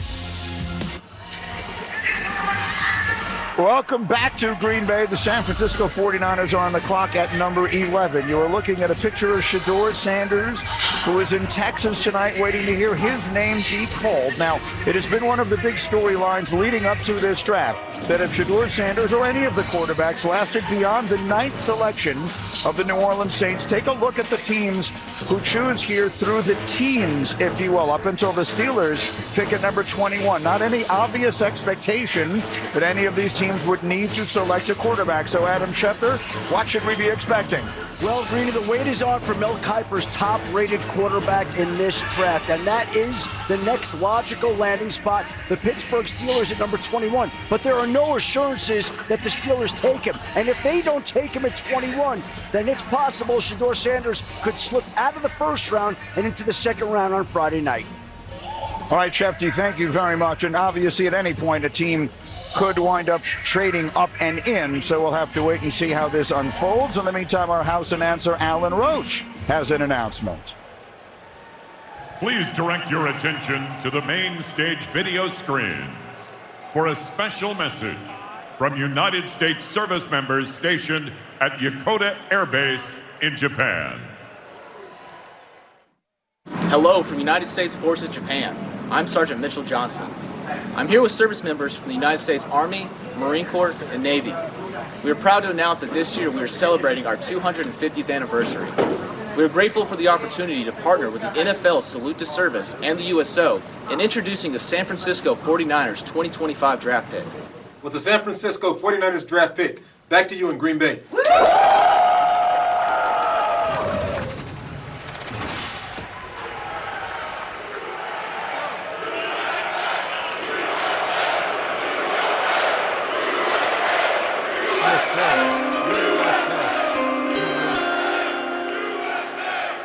Thank you to our men and women who serve in the United States military for your sacrifices to defend our country's freedom.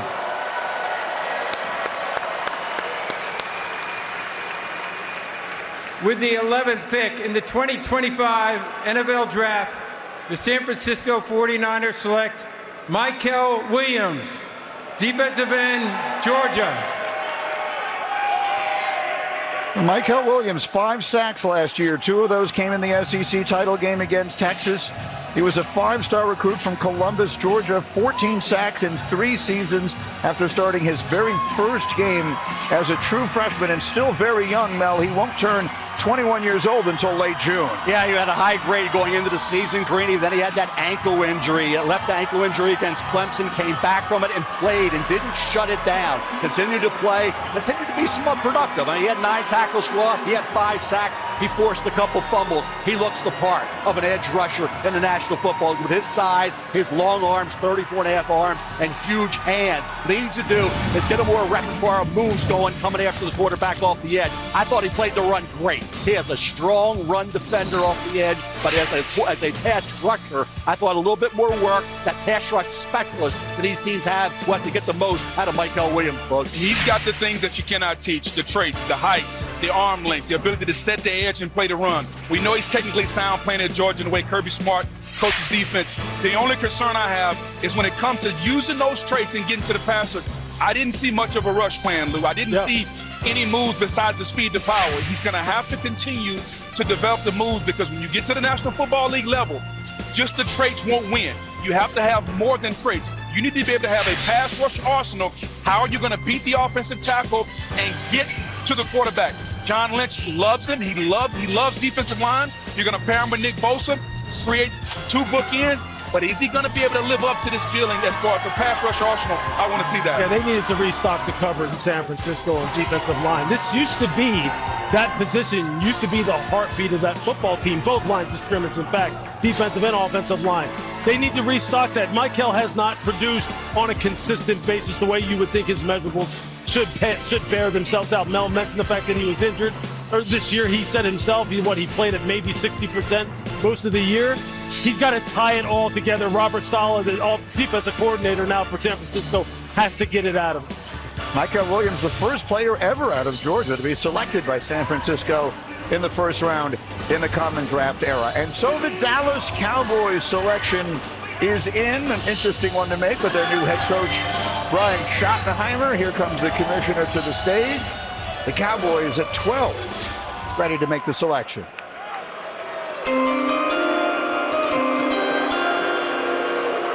With the 12th pick in the 2025 NFL Draft, the Dallas Cowboys select Tyler Booker, guard, Alabama. He was a first-team All-American who just turned 21 2 weeks ago. Grew up in New Haven, Connecticut. Headed down to the IMG Academy, where he was coached by former linebacker Pepper Johnson. Played in 38 games at Alabama, started the final 27. All but one of those, Mel, was at left guard. He's a powerhouse inside. He will beat you up. I'll tell you, it's a heavyweight fight when you go up against Tyler Booker, and you better bring it, because he will beat you up. As a run blocker, he'll drive you off the ball. He never stops. He's sustained. And I thought he was in pass protection, book. Outstanding. Now, he's phone booth guy. You want movement? It's got to be scheme fit. Movement's not his game. But as a guy in that a power blocking team, he can drive you off the ball. And I thought, like I say, his pass pro skills at Alabama were excellent. And I love this pick for the Cowboys. One Hall of Famer retires in Zach Martin, and you draft another guy who's I think has that kind of potential as a guard if you use him the right way. His power, his ability to take a man and move that man against his will. That's what the offensive linemen try to do. He can do that with the best of them, Greeny. Understand how to use him. You don't need to pull him around the edge and allow him to get on corners. Allow him to go downhill and displace the defenders and climb to the second level. This is a need pick. I think he's the best guard in the draft, and it fits what the Cowboys had to do. But building the trenches is something that Dallas is trying to do, right? I mean, Tyler Booker, he's someone who's, at 6'4" and 321, But I thought when he did get locked on to people, when he did, he could actually absolutely move some people. He'll probably play the right guard. Tyler Smith will play the left guard. And you see him here on some of those combo blocks. When he's able to get his hands inside and get his legs moving, he's going to get some surface removal. He's going to get some people knocked off the ball. I did think, he got a little top heavy, got out over his toes some. If he went up against a good 3 technique, was able to get on his edge and make him move laterally, he got a little top heavy. But look, that's why offensive line coaches are the most important coaches on a football staff, minus the outside of the head coach. And Dallas is going to have to make sure that they develop this young man, get him consistent with his fundamentals, so they can get it all out of him. And there's more plays like that you see on your screen than not. So Alabama, by the way, now 17 consecutive years that they have had a player selected in round 1. 16 had already been the longest streak for any school in draft history. So our colleague Nick Saban, very proud, no doubt about that, in his retirement, doing the telecast tonight for us on ABC. So Bama once again with a first-round player, and the Dallas Cowboys making their selection there at number 12, which leaves the Dolphins on the clock here at number 13. And the Dolphins, an interesting team to consider here as they fight in that AFC East. We should have Molly in a moment here with Tyler Booker and the joy, the unbridled joy that he brought out onto that stage. Just such a joy to watch as you see the emotion of a young man having this opportunity to be drafted by the Cowboys, obviously becoming a household name. Certainly we talked about plenty on Get Up all morning long. Let's talk to Verizon Business. Takes us down to the stage, and Molly McGrath is with Tyler Booker. Molly. Tyler, a lot of emotion from your family in the green room. You came out onto this stage with a lot of emotion. What's going through you? I'm just glad to be a Cowboy. This is really a dream come true. It's truly a blessing. I actually trained in Dallas, so I fell in love with the area. And the whole process, I was like, man, it would be great to be a Cowboy. And the Lord works in mysterious ways. Shout out to God. Trust and believe in God. If you're ever going through something, like just trust in God, He got you. Those who know you emphasize your leadership and character. What are the Cowboys getting in you? They're getting the same thing Alabama got. They're going to get a leader, somebody who loves to work, somebody who loves practice, somebody who loves his teammates, somebody who's going to aim to win multiple championships. I can't wait to further this tradition of success in Dallas. I'm so excited. Congratulations, Tyler. Thank you so much. Have a good one. Greeting. Well, Booger, you were talking about in our meeting this morning, the emotion of moments like this. Look at him and his family. And now, as we continue to watch the celebration of these young men, we also bring you tonight something special from NFL star George Kittle and his friend Red Guardian from Marvel Studios' Thunderbolts, which will be available only in theaters on May the 2nd.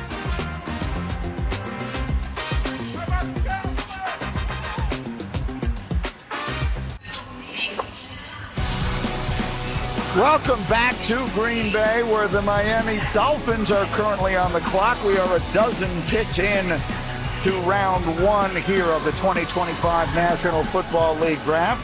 Just moments ago, the Dallas Cowboys selected Tyler Booker, if you were just joining us, and the Dolphins are on the clock. The picks have been made. Picks have been coming relatively quickly tonight. Very few of the teams have taken the full 10 minutes they usually do. So the Dolphins are on the clock, and the commissioner is here to announce the selection.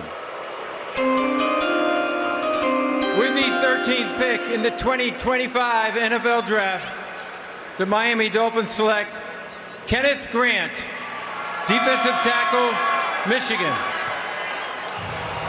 And one of the stars of the national title team 2 years ago, an All-American this past year.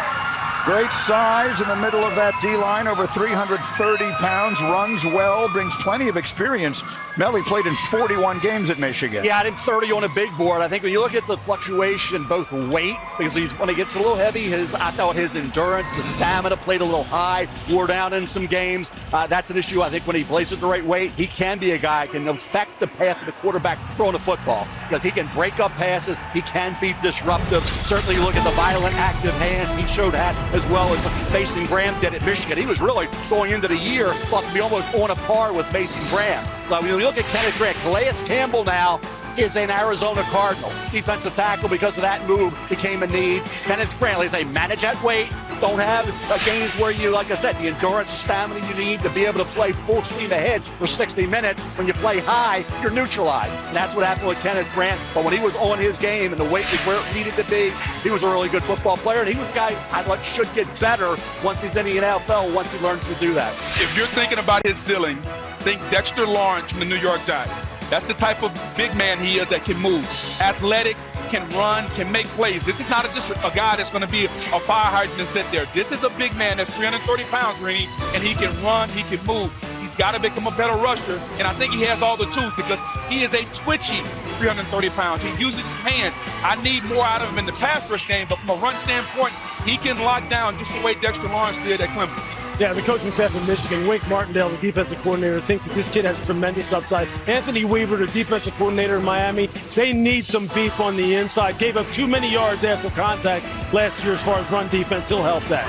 All right, so we are 13 picks into this draft, and as we bring our research producer extraordinaire, Evan Kaplan, into the conversation, these picks have had a very distinctly different feel, Cap, from the first 13 a year ago. Yeah, Greeny, what a difference a year makes, right? Last year, the first 14 picks in the draft were all offensive players. That is the longest streak at any point in the common draft era. So far this year, through 13 picks, 9 offense, 5 defense. That adds up to 14. That's because Travis Hunter, we're counting on both sides of the ball, and only 1 QB so far in the first 13 picks tonight. We had 6 QBs through this point last year. We'll see where the next one goes off the board. All right, the Indianapolis Colts have made their selection. That pick is in. We've been speculating about them taking a tight end all along, and there is one sitting right there for them. Let's see if that's the direction they go. Here's the commish. With the 14th pick in the 2025 NFL Draft, the Indianapolis Colts select Tyler Warren, tight end, Penn State.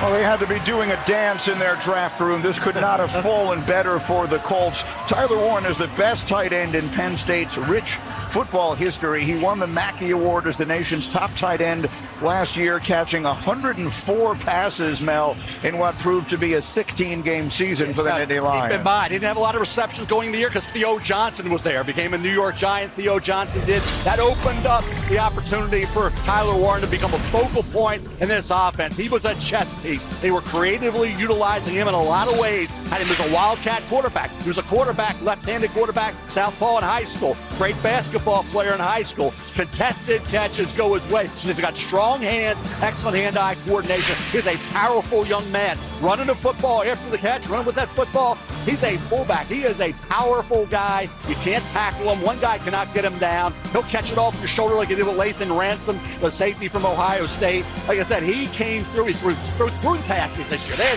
throwing passes. H-back, move tight end. He can do so many things as that versatile chess piece. That's why I thought he may have been a New York Jet. They pass on Bowers, now they pass on Warren for the O-lineman, and that allows a guy like Tyler Warren. After Loveland went a little earlier, Tyler Warren goes to the Colts, and a major need for them was tight end. When you sit and you talk to this young man, Greeny, you just kind of go, this dude is just a flat-out football player. He's a flat-out athlete. He was a 3-sport player in high school. He played baseball. He played basketball. You see some of his basketball highlights. They're ridiculous. They're throwing alley-oops and stuff. So he's going up and getting the ball like this over top of people's heads. We got to talk to him a couple times this past year, man, and he is, and then on top of it, he's so smart. The ways in which they use him, I mean, in Indianapolis, Shane Steichen's going to be like, hey, look, man, we can put this guy just about anywhere because he's just so smart, has so much mental horsepower, is so versatile. You're right. I mean, he fell right to him. And how cool is that if you're the Indianapolis Colts right now? You got maybe the best player at the position, and he fell right to you. You didn't have to do a thing. This is just a listing of all the different places that he lined up over the course of his college career. By the way, the last time the Colts took a first-round tight end worked out pretty well. It was Dallas Clark, who was an All-Pro. And again, the celebrations are on in the hometowns tonight. Mechanicsville, Virginia, is where Tyler Warren is from. And as they were celebrating in his home in Glen Allen, they were also celebrating at his high school. Congratulations, guys. You produced a first-round pick in the NFL Draft. We'll be back in Green Bay in just a moment. You're watching the 2025 NFL Draft, presented by Courtyard by Marriott.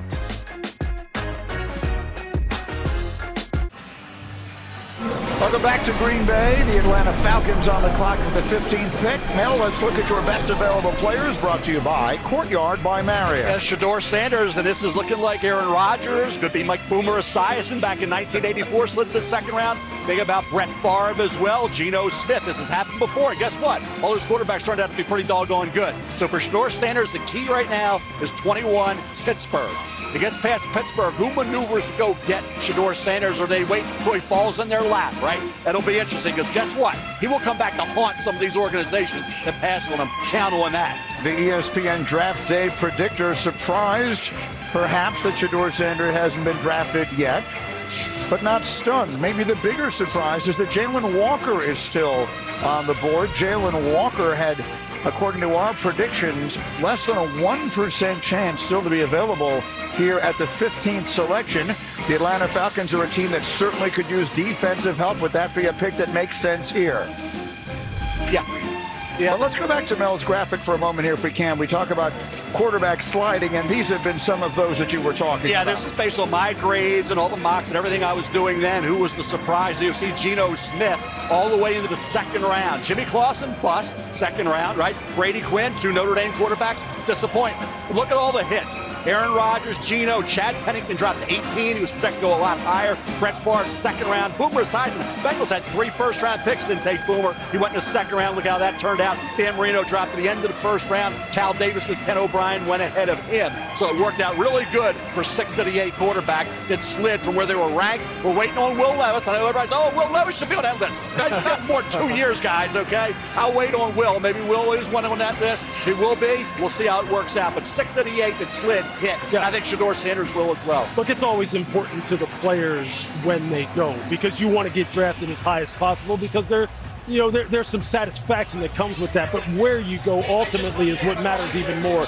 And he just needs to get to the right place now. And what we're showing here is a look at the uniqueness of Lambeau Field and Green Bay. This is just across the street. These are just people in their home celebrating and enjoying themselves here in the shadow of Lambeau Field. It's one of the things that makes this place so extraordinarily special. Lambeau Field, which will this season be hosting the 69th consecutive season of Packers football, making it the longest continuously used stadium in the National Football League. So a special place to hold this extraordinary event. So the Atlanta Falcons, again, a team that has struggled on defense, struggled for pass rush. One of the few teams that has used all of its allotted time so far to give us all an opportunity to catch our breath. But I'm told that Roger Goodell has the pick in hand and is making his way to the stage now. So the Falcons will announce their selection here.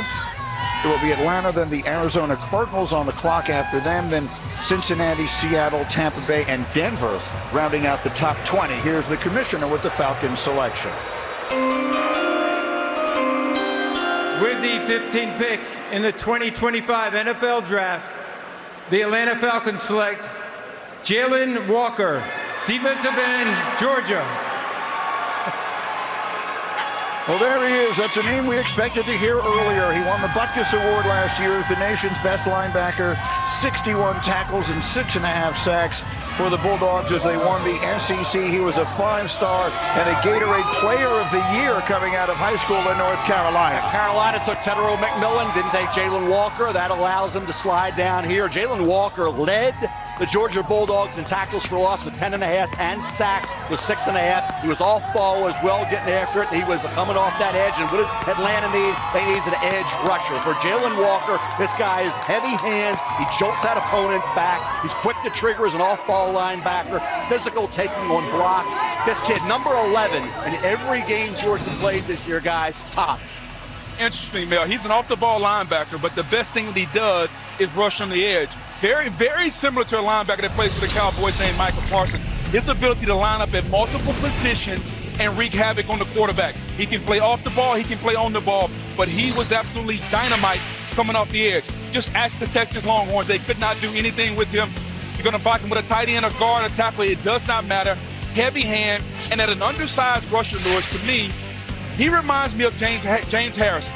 I'm not concerned about that he's only 6'1". We saw James Harrison at 6'1" play outside linebacker for the Steelers and dominate. Coming off the edge, rushing against offensive tackles. I think Jalen Walker can do the exact same thing at the same height. Yeah, look, James Walker's a freak now at 5'11", 250 or whatever he was. Yeah. You know how good he is. Yeah, exactly. Look, Jalen's interesting because it's not a whole lot of technique involved with him. He just plays so hard, and he's so explosive, as you can see, through his core, with his hands, and he never gives up. Effort sacks are something that they're not effort sacks to him. They're just normal. That's just the way he plays. It'll be interesting to see what Raheem Morris does with him and where he plays him, because he does play all over the place. 2-point, hand down, off the ball, spy guy. I said in my notes, I said, this guy's going to be a hell of a blitzer. I pity any running back who has to step up in the A-gap and take on this dude. Because I'll tell you, you better have a strong neck, and you better be able to play low, because this dude is coming now, and he comes with a lot of fury. I'm looking forward to see what they do with him in order to get the pass rush they need. Well, and to that point, if at first you don't succeed, just keep trying and trying again. The Falcons have been trying to fix their pass rush since Vic Beasley. This is another effort for Raheem Morris and this defense trying to fix this pass rush. Hopefully it works for him this time. Yeah, absolutely. It's interesting that Mike Green is still on the board for Marshall, who is fantastic. Yes, yes. Well, this is the first time the Falcons have used a top 15 pick on a defensive player since Vic Beasley in 2015. And we'll continue from Green Bay in 30 seconds after this word from Thrivent. For some of us, personal finances aren't just personal. We use money as a tool to help all the people we hold in our hearts. Loved ones, neighbors, the communities we call home, and the causes we care about. At Thrivent, we help you plan your financial picture with the bigger picture in mind. Because the most important thing isn't what you're planning for, it's who. Thrivent, where money means more. All right, and so we continue here live from Green Bay, where the Atlanta Falcons have just made Jalen Walker from Georgia the 15th pick in the draft. The Arizona Cardinals are on the clock now. They will select next, and Cincinnati, Seattle, Tampa Bay, and Denver will round out the top 20 picks before we get to Pittsburgh at number 21, and that's the next spot where we might expect to see a quarterback. Mel, how about Arizona and what we should expect from the Cardinals here at 16? Well, I talked about Calais Campbell going back there, so you look at that defensive tackle, you think about a guy like Shanae Barron or Will Johnson, cornerback there, and being very versatile, and then Matthew Golden, that third receiver, that speed option. Matthew Golden ran 4.29 on the heels of a heck of a year. He was the go-to guy for the Texas Longhorns. I was surprised Kettle McMillan went ahead of Matthew Golden. Matthew Golden, after coming over from the Houston Cougars, was outstanding. You know, he had I think 2 drops all year, concentration drops. This kid comes to play. He's a professional playing that wide receiving spot. So they have some really good options set up here. I think we'll see where they go. Do they go defense? Because like I say, Calais Campbell is there. So he mentor a young defensive tackle? Or do they go corner, safety like Barron or Will Johnson, or helped out wide receiver with Kyler Murray getting Matthew Golden? Well, that's what I was going to say. And you talk about helping a young quarterback. It doesn't necessarily need to be wide receiver. You can help him with an offensive tackle also to protect him up front. That seems to be the thing, helping these young quarterbacks. Look what they did in Carolina. They went and got a receiver. Help the young quarterback. Look what they did in Chicago. Went and got him a tight end. You got to help him, whether with some weapons on the outside or protection up front. Yeah, look, Jonathan Gadden, the head coach down there, former defensive coordinator, basically runs the defense. They just can't rush the passer very well down there. They need some juice off the edge. They need some juice on the inside. Look, they went and signed Josh Sweat from free agency. Josh Sweat from the Philadelphia Eagles, who wound up pairing it up in the Super Bowl against Kansas City. And you're right, they still do need wide receivers. And they drafted one, obviously, last year high in the draft, and Marvin Harrison Jr. had something of an up-and-down season in his first year there with Arizona when their quarterback, Kyler Murray. So the Cardinals pick is in, and the commissioner is making his way to the stage for the announcement of the Cardinals at 16. With the 16th pick in the 2025 NFL Draft, the Arizona Cardinals select Walter Nolan, defensive tackle, Mississippi.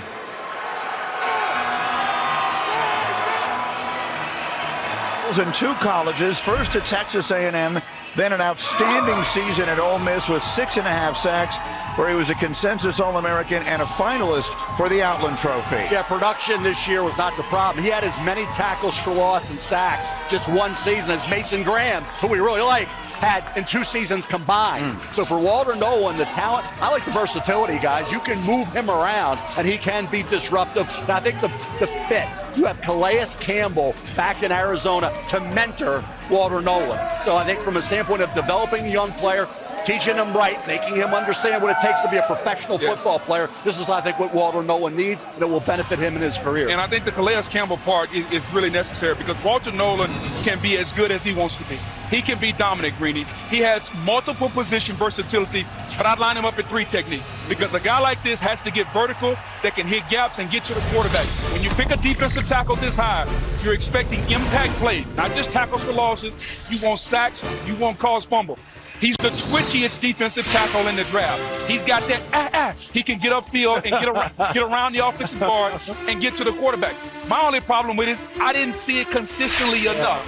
He was a 5-star. He was the #1 recruit coming out of high school. He's been the guy for a long time. He's worn that burden. So now as he takes it to the next level, can we get the prize out of it? Can we get the sacks? Can we get the production? That's what I want to see. Yeah, that was the thing, right? And I hate saying consistency when it comes to players, right? Because not every player does it all the time. You just want to see that that the pendulum swings to them being much more on than they're off. Walter, when he's on, when you talk about taking gaps, playing on the offensive side of the line of scrimmage, when they move him on stunts and he's slanting and he's running TTs inside, meaning tackles, he is disruptive as heck. But then, he'll just disappear and he'll get stuck on blocks and he's not chasing the ball. If he can just smooth that out, they got a heck of a player. Booger, you said it. ESPN ranked him the #1 recruit in the country coming out of high school in 2022. And now after an outstanding season at Ole Miss, he's an Arizona Cardinal. The celebration is on with the family, the Cincinnati Bengals. Joe Burrow's team on the clock. We'll hear from them after this from Green Bay.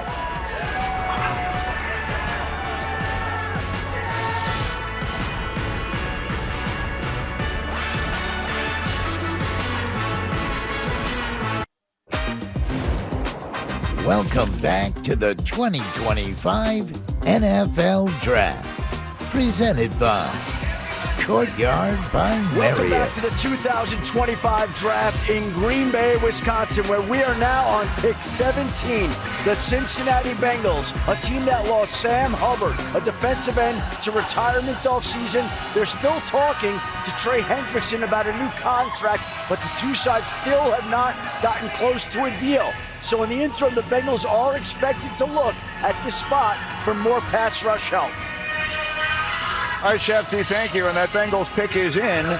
They have the 3 big players to deal with during this offseason, and thus far, Hendrickson is the one they have not. They've taken care of the 2 wide receivers. So the offense looking good. The defense, major questions.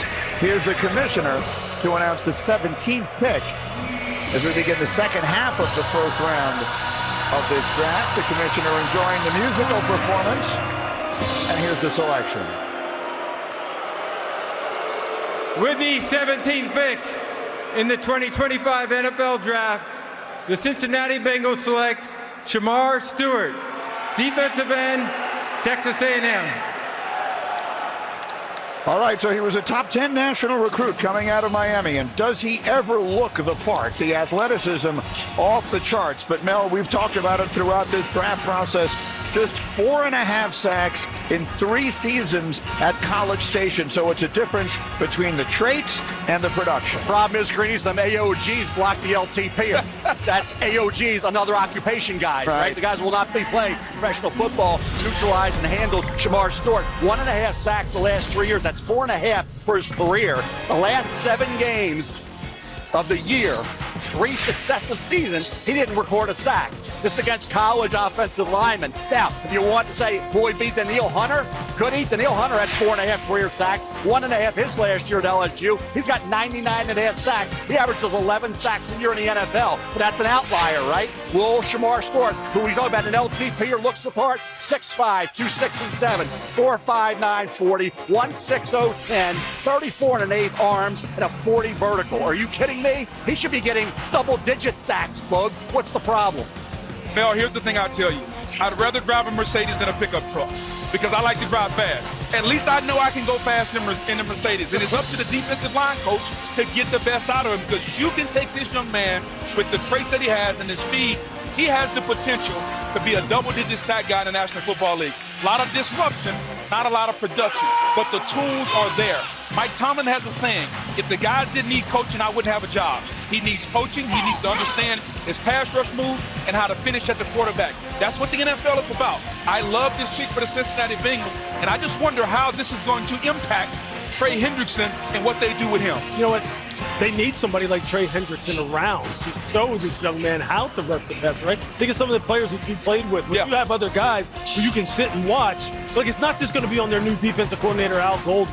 He can't just be the one who's going to teach this young man how to pass rush. There's got to be people in the locker room that are going to help him as well. He plays hard as hell. I mean, hard. They move him from a 9 technique outside the tackle. They'll put him over the nose, and he can collapse the pocket, but he just doesn't have a plan. Verizon Business takes us back to the stage. Molly is with Shamar. Molly. Thanks, Greeny. Shamar, scouts and GMs all rave about your physical gifts. You have a longer wingspan than LeBron James. How were you built to play in this league? Man, I'm built for it. I'm made for it. I'm a hard body. I'm made from this. I'm ready. The Bengals' new defensive coordinator, Al Golden, known for his aggressive style. How can he bring out the best in you? Man, just tell me going straight line, I'll figure everything else out. All right, well, Lamar Jackson and Joe Burrow's jobs just got a little bit harder in the AFC North. Congratulations. Thank you. Greeny.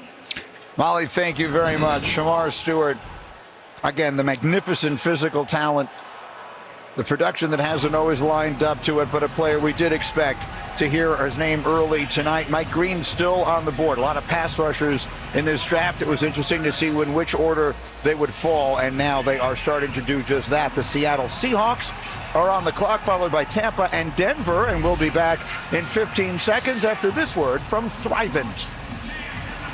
With Thrivent, your personal finances aren't just personal. We use money as a tool to help all the people we hold in our hearts. Because the most important thing isn't what you're planning for, it's who. Thrivent, where money means more. All right, we are back in Green Bay. The Seattle Seahawks are on the clock, and an interesting offseason for Seattle after they send away Geno Smith and they sign up Sam Darnold. So it's sort of a new era there with their second-year coach Mike McDonald. What direction should we be expecting now for the Seattle Seahawks here picking at number 18? We talked about a lot about the interior of the offensive line, and Tyler Booker is gone, and there's other guys that are available, and I think we talked about versatility, Boog and Lou, and that's where gwes-eas, North Dakota State. I know there's some teams in the late first round were hoping he would slide through the cracks, but the versatility to play every position on the offensive line, practice at center at the Senior Bowl. gwes-eas, I know he could have gone anywhere he wanted. He stayed at North Dakota State, loyal to that program, and he can play anywhere on that line, but he could be a Pro Bowl guard at the pro level. Especially if they feel really good about their 2 tackles, those young tackles they've taken in the draft, Charles Cross and Abraham Luke. If they feel really good about those tackles, then I agree with Mel. Attacking the interior of the line is the way to go. A quick note as we await the commissioner, there's been 1 trade so far. The fewest in any first round in the common draft era is 3. We'll see if those start, but here's the commissioner. With the 18th pick in the 2025 NFL Draft, the Seattle Seahawks select gwes-eas, guard, North Dakota State. So there he is, Mel. There's your guy. You just mentioned it. He had NIL offers to leave North Dakota State, but stayed in part so he could play with his brother. And as a result, he won his second FCS championship last year, got invited to the Senior Bowl. He was great there. This, by the way, is the 4th year in the last 5 the Bison have had an offensive lineman selected in the draft. Yeah, you look at the start the first 3 games at left guard in 2023, moved to right tackle for the rest of that season. This past year, he's at left tackle for North Dakota State. He's getting the job done again, getting it done there. Started the final 36 games of his career. 41 overall at left tackle, right tackle, left guard, and right guard. As they practice at center at the Senior Bowl in Lewis. The technique and a fiery approach. He's got a defensive mentality. gwes-eas, I know, down in Mobile, impressed a lot of offensive line coaches. No doubt, especially with his play on the interior, center, and guard. You go back to 23, as you mentioned, and you watch him there.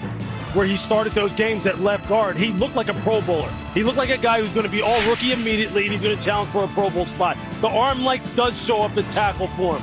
He doesn't have that kind of physical range to deal with some of the pass rushers he would deal with in the NFL. But at guard, he's plug and play. So he's headed to Seattle. The Tampa Bay Buccaneers will be next. Congratulations to Gray Zabel and his family. Again, the Bucs are on the clock, then the Broncos, then the Steelers. When will we have our next quarterback selected? We'll find out shortly. We're live in Green Bay. We're back in a moment on ESPN.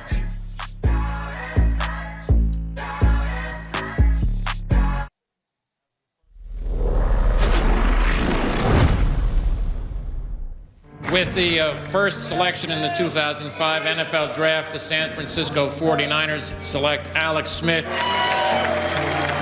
Forget franchise. Aaron Rodgers will be solid. How far he drops is going to be the storyline of the day. The Miami Dolphins select Ronnie Brown, Carnell Williams, Antrell Roll. A week and a half ago, it looked like Aaron was going to be the guy. I like Aaron Rodgers a lot, and somebody's going to get themselves a heck of a steal. With the 24th selection in the 2005 NFL Draft, the Green Bay Packers select Aaron Rodgers.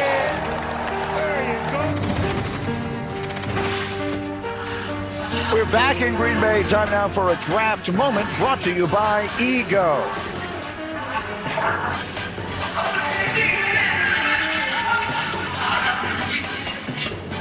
So what were the possibilities that we would have Shedeur Sanders still on the board available as we arrive at the 19th pick, which is where we are now? Well, as you can see, it was about 50-50. He would be there at 13. The percentages continue to drop, and we were a few picks away from the Steelers at 21. Adam Schefter, what can you tell us? Well, Greeny, we're not going to see Shedeur picked at 19 or 20. The Buccaneers are sticking at 19. The Broncos are sticking at number 20, and that would bring us to the Pittsburgh Steelers at 21. That is the pick that a lot of people have wondered whether the team would take it. He's got some support within the organization. Mike Tomlin is a fan of Shedeur Sanders. Offensive coordinator Arthur Smith is a fan of Shedeur Sanders. But the Steelers also need help at defensive tackle, wide receiver, running back, some other positions. And if they don't take him, there's a real possibility Shedeur Sanders still could be on the board Friday night. All right, Chef D, and there you saw Shedeur with his legendary father and longtime coach. Deion Sanders been his coach all through his life. But the Buccaneers are on the clock right now, and here comes the commissioner with the 19th selection.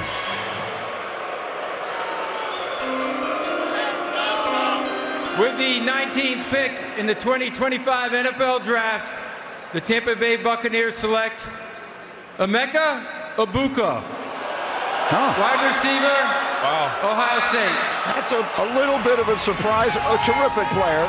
We thought they might go defense, but if you think of all the great pass catchers Ohio State has sent to the NFL, even in the last handful of years, consider Emeka Egbuka is the school's all-time leading receiver, Mel. 205 catches over 4 seasons. Yeah, the only thing really slowed Emeka Egbuka down was that left ankle injury in 2023. Missed 3 games mid-season, came back at 41 catches. The year prior to that, he had 74 catches for 15-6 average and 10 touchdowns. This past year, 81 catches, 12-5 average, and 10 touchdowns. I've called him a professional receiver. You know what you're getting with Emeka Egbuka, Lou. Once he ran that 4.47 40, that solidified him as a late first, maybe even a mid-first, but Emeka Egbuka running under 4.5 with the kind of production and versatility and the approach, that workman-like business professional approach is how he became a first-round draft choice. Think about where Emeka plays primarily, right in the slot. Who's the guy who can also win outside, real tough inside, and make contested catches, threaten the middle of the field. Who does that for Tampa Bay? Chris Godwin. Chris Godwin coming off of a very, very significant injury. This makes you wonder. They must be concerned a little bit about what's going on with Chris Godwin and maybe his availability, who knows, for 2025. Because this is not for certain. Mike Evans getting a little bit older. This is a little bit of a curveball of a pick. But when you start trying to think about why this may have happened, you kind of have to start like following the breadcrumbs. It also makes you wonder if you're Tampa, who's going to rush the passer? Greeny, you said we were thinking defense. Yes. They need an edge rusher. They signed Hassan Reddick on a 1-year deal. They need more juice coming off the edge in this Todd Bowles defense. Well, Booger, you live in Tampa. You've been telling me all along they were going to go defense. everyone told me they were going to go defense, and then they didn't. Again, this is not in any way a reflection on Emeka Egbuka, who was a terrific player there. You see Todd Bowles, the coach of the Buccaneers. So the Denver Broncos are on the clock, and then the Steelers will pick next. It's been an intriguing night, and it's about to get all the more interesting. We're back in Green Bay in just a moment. The 2025 NFL Draft, presented by Courtyard by Marriott, is brought to you by Progressive. Protect your auto, home, and business today at Progressive.com.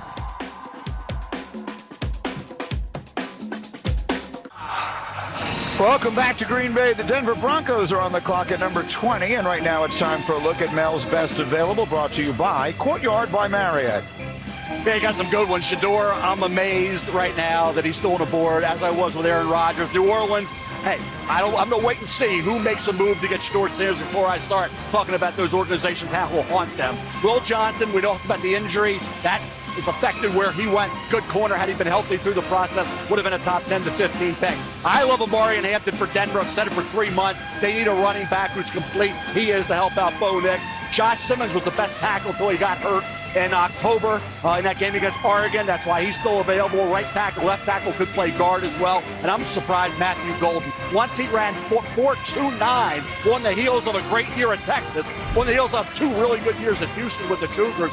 Matthew Golden did anything and everything at Texas, got open, caught the ball, and then ran great. I'm really surprised Golden's still here at this point in the draft. Did an interesting night, very strange one in some ways. We had the enormous trade at the very beginning, Jacksonville moving up from 5 to 2, but that has been the only trade we've had so far in round 1. And I'll mention again, the fewest in any first round in the common draft era was 3, and that goes back to 1971 is the most recent time.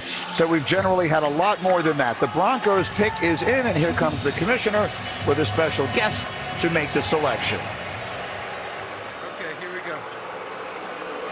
April is World Wish Month, and the NFL is proud to support the life-changing wishes that Make-A-Wish grants. Yes. One of those wishes will be coming true right now. Sam is a 17-year-old Broncos fan who has bravely battled cancer. There you go, Sam. Raise that fist up, baby. His wish is to announce the first-round draft pick for his favorite team. Please join me in cheering on Sam as his wish comes true. Take it away, Sam. Yeah. Let's go, Broncos. Thank you. All right. With the 20th pick in the 2025 NFL Draft, the Denver Broncos select Jahdae Barron, DB, Texas.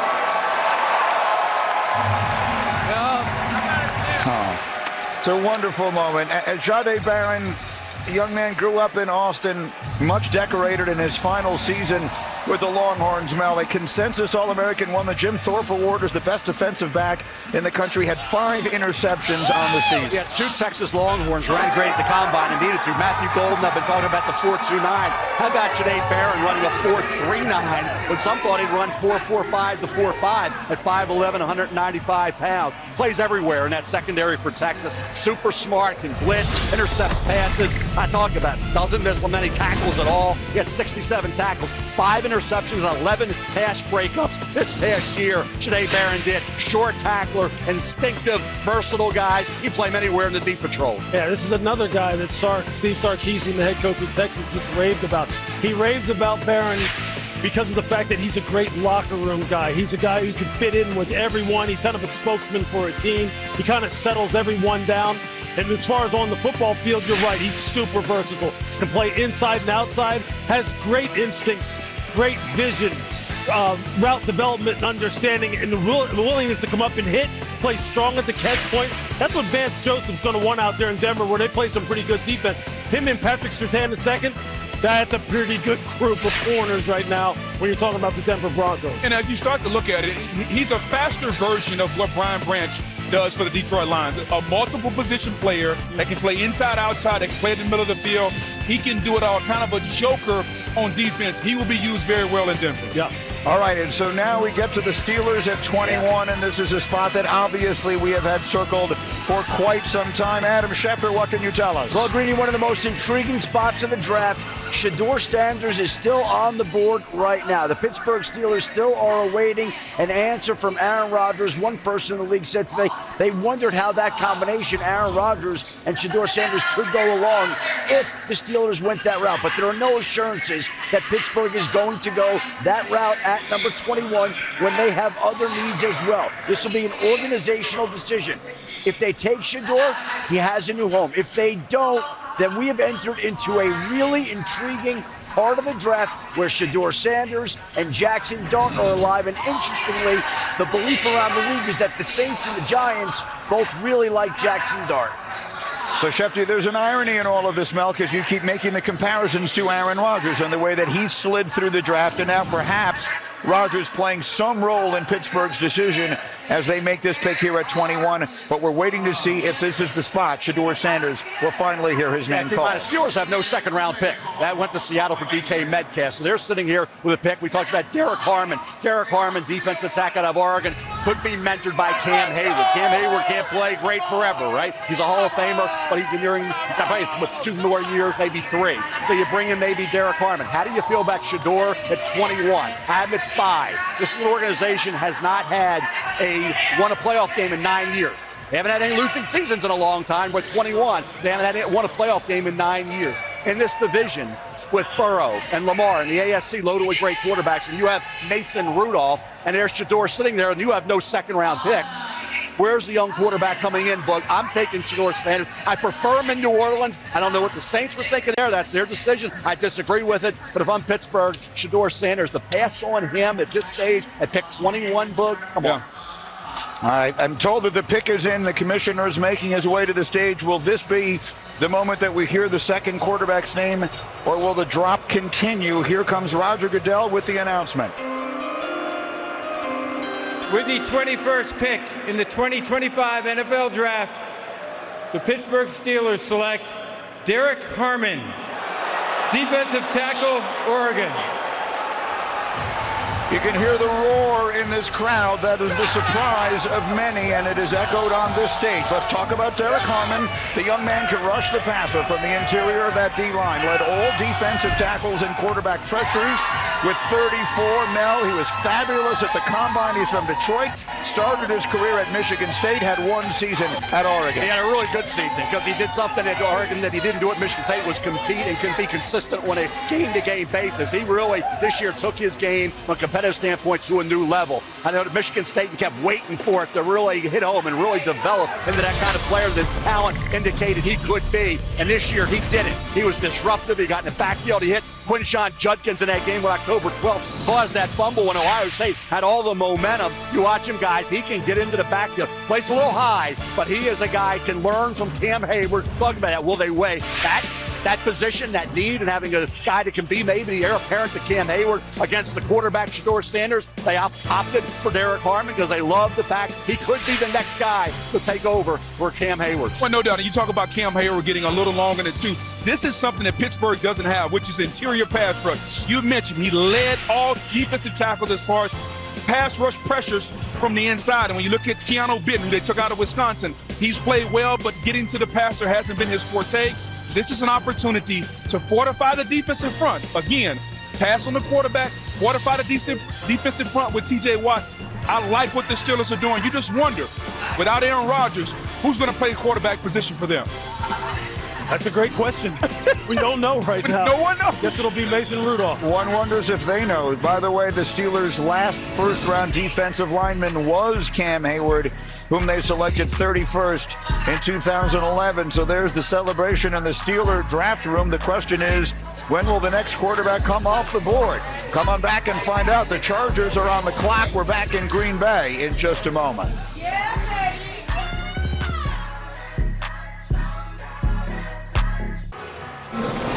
Welcome back to Green Bay. Mel, time for another look at your best available players, brought to you by Courtyard by Marriott. Yeah, it'll be interesting with Shedeur because I got a list of some guys who were great in the NFL, but they were old school pocket passers, and where they slid, how the NFL didn't really regard them highly coming out of college. That's a long list of names.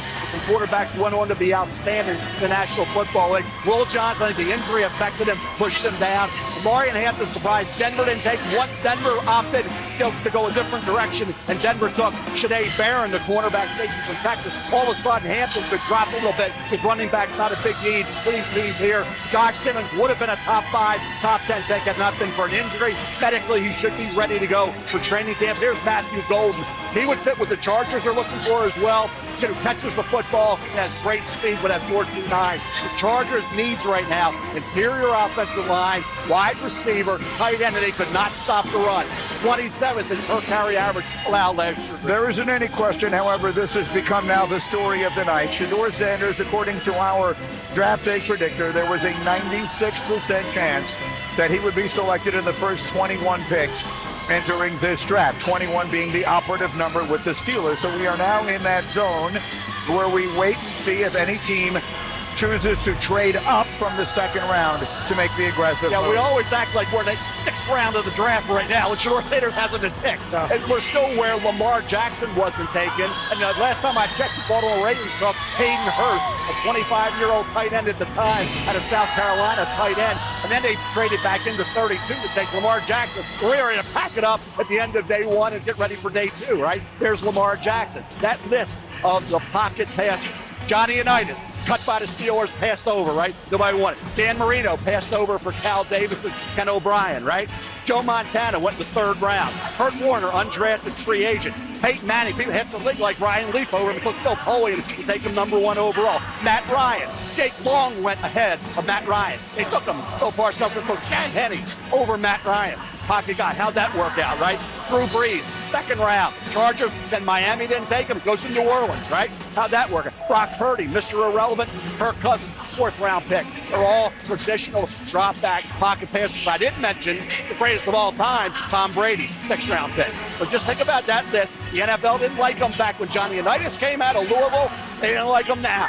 It can burn 9 out of 10 times by passing on these guys. But I don't know if it's that the NFL doesn't like him. I think the NFL is saying that those quarterbacks, maybe like Shedeur Sanders, they don't do anything special.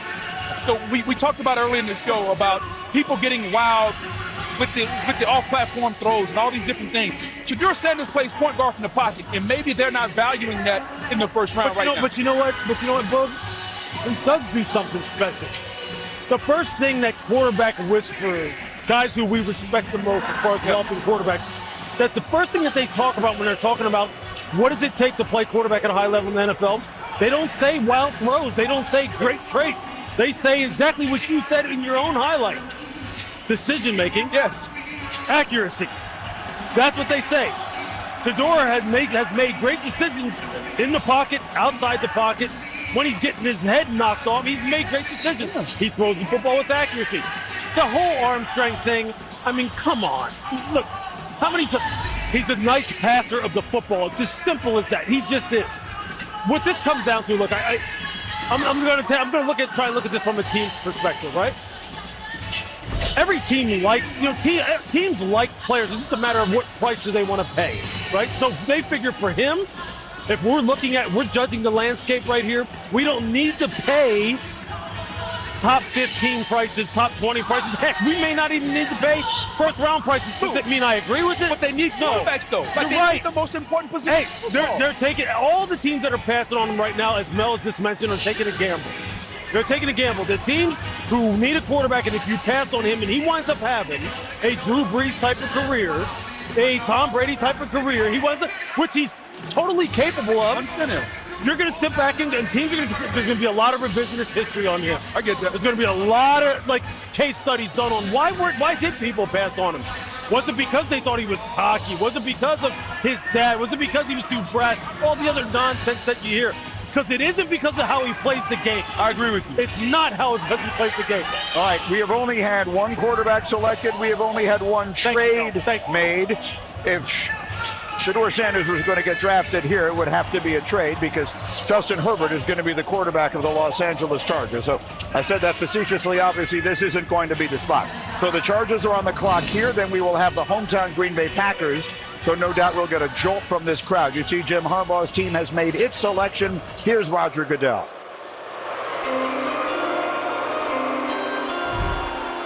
With the 22nd pick in the 2025 NFL Draft, the Los Angeles Chargers select Omarion Hampton, running back, North Carolina.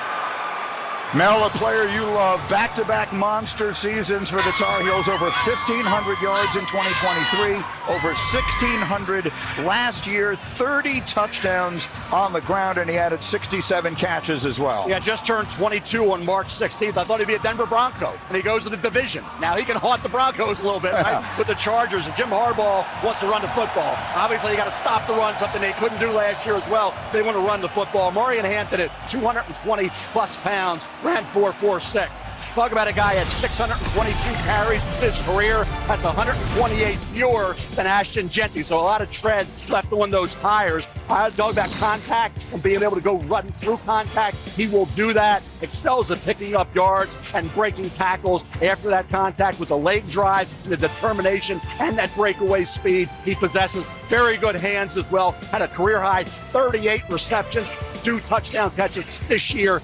Doesn't have the elusiveness of a Jeanty and the ability there to make people miss on a consistent basis.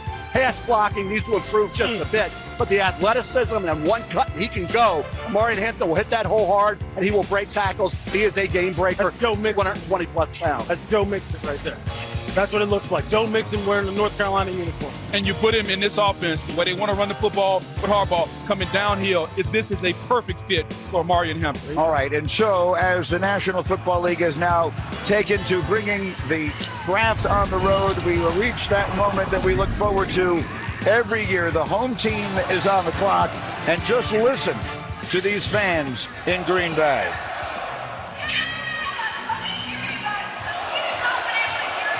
The Go Pack Go chants. Hundreds of thousands of cheeseheads as far as the eye can see. These fans so excited. The people of this terrific city have been so excited to host this event. We have all felt it all week long. There's been no question about it. And so with all the energy here, the Green Bay Packers, part of that incredibly tough division, Mel, in the NFC North. A lot of interesting needs. Will this be the year that Jordan Love takes that step forward? What do the Packers need to do to make that move? Quarterback's a positional need area. They're always looking for edge rushers. Obviously, adding another wide receiver. They've had great luck in the second round, taking wide receivers, booging loose. So I look at that cornerback spot. Will Johnson's a guy. You talk about getting a value for a heck of a player. Had he been healthy through the process and not banged up, Will Johnson's a top 10 pick. So when is Will Johnson going to come up? The word we talk about Shedeur. Will Johnson's another guy who's projected way up there. We don't know what his 40 speed is. Those questions about his recovery ability, Lou. But as a corner who can anticipate and break on the ball, 9 career interceptions, 3 career pick sixes. I'm going to be interested to see how far Will Johnson drops. Yeah, it's all about how comfortable teams are with the medical and Will Johnson. That's what it's going to be. And there's going to be some questions about it. He's in that area right now where you start going, the teams that need a corner, a guy like this, a guy who, again, Wink Martindale, who coached him up there at Michigan, said, look, this guy has hands, has ball skills like Champ Bailey. The guy can snatch the ball and take the ball out of the air like that. You think the Pack doesn't need that? This comes down to the medical. Simple as that. Are they comfortable? When they project forward how long he's going to wind up, playing in the NFL, what's going to be the risk, all of that, that's what's going to come down to Will Johnson, because it has nothing to do with how this young man plays. He's fantastic. Especially with what they have going on with Jair Alexander. To me, this has got to be edge or cornerback. You got Mike Green on the table who led the nation in sacks last year. So edge or corner are at play for Green Bay, I think, on defense. Yeah, an underrated guy we haven't even discussed yet. It's going to go in the late first, early second. It's Donovan Ezra-Rocky. Yes. All this kid does is get after the quarterback. He was a sack machine, and he plays hard. Now, he's 247 pounds. So playing the run is going to be a little bit of an issue, but as a pass rusher, pure edge rusher, Donovan Ezra-Rocky was right there with the top guys in this Speaking of edge guys, how about James Pierce? Yes. James Pierce is sliding down. James Pierce is a freak now. Like he is. He ran 4.4 to 2+ pounds. The dude can flat out rush. But again, it's about trust. It's about how comfortable are you. But there's no reason James Pierce should be on the board right now.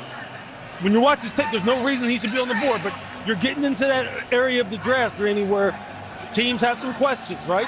And so now you're sitting there going, hey, is the value too good to pass up? Because there are some darn good football players still on the board right now. They're going to play real good football this fall. As you told me, it's about mitigating risk. That's right.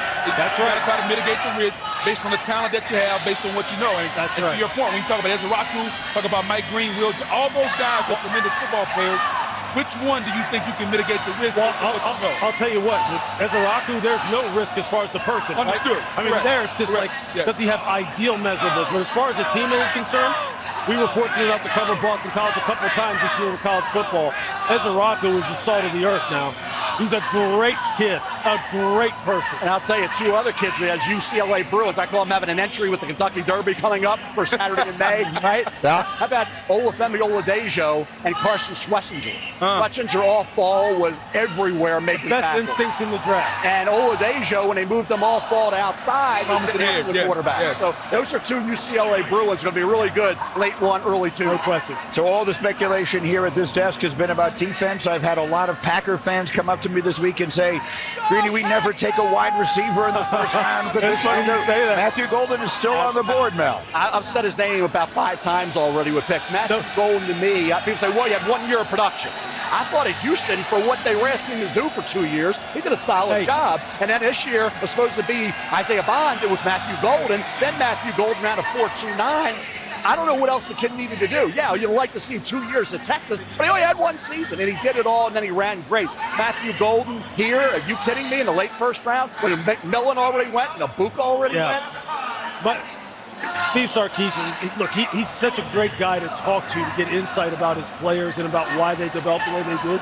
And he says it about Matthew Golden. It took him some time when he got him in order to kind of get him comfortable in his offense. And he wound up taking over the role that many people thought was going to be Isaiah Bond. And he said, look, this guy will do it exactly the way you ask him to. The reason why he ran so fast, he said, I promise you, he worked at it. Nobody expected him to run that fast. It's a testament to his work ethic and his football character. So that reaction you're hearing as the words "the pick is in" just popped up on the screens here, as you can see on your screen as well. So the Packer fans all in attendance waiting to hear who their team will add in this first round tonight. It's been a fascinating first round. Again, we've had only 1 quarterback come off the board. We've had only 1 trade. There have never been fewer than 3 first-round trades. And the last time that we had that few was back in 1971. So the Packers will make their pick here at 23. Their division rivals, the Minnesota Vikings, will be up next at 24, followed by Houston, and then the Rams. So we continue to wait for spots where a quarterback may go, and now we're looking here at the Green Bay Packers set to make their pick. So the pick is in.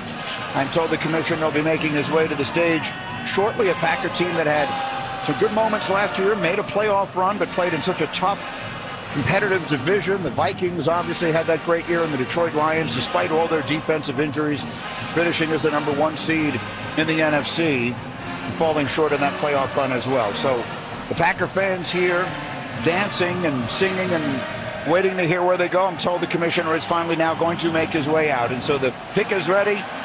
And here comes the commissioner with a very special guest who will be very well received here in Green Bay. Okay, Green Bay, it's your time. To make this historic pick, please give it up for first-team All-Pro, Pro Bowler, 2-time Super Bowl champion, and Packers President and CEO, Mark Murphy.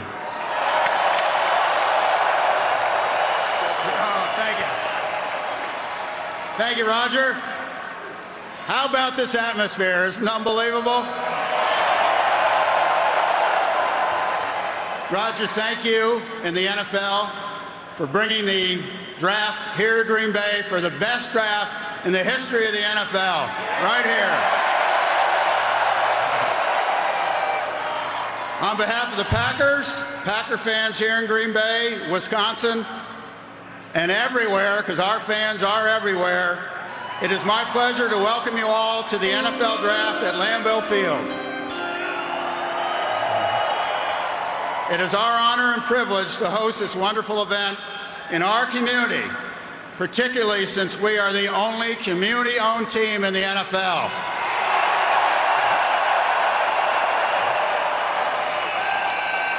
Just out of curiosity, how many of you are owners? Yes. We also have the best owners in the NFL. And we also want to celebrate the special connection we have with our fans that dates back to the early days of professional football. With the 23rd pick in the 2025 NFL Draft, the 13-time world champion Green Bay Packers, for the first time since 2002, draft a wide receiver, Matthew Golden, wide receiver of Texas.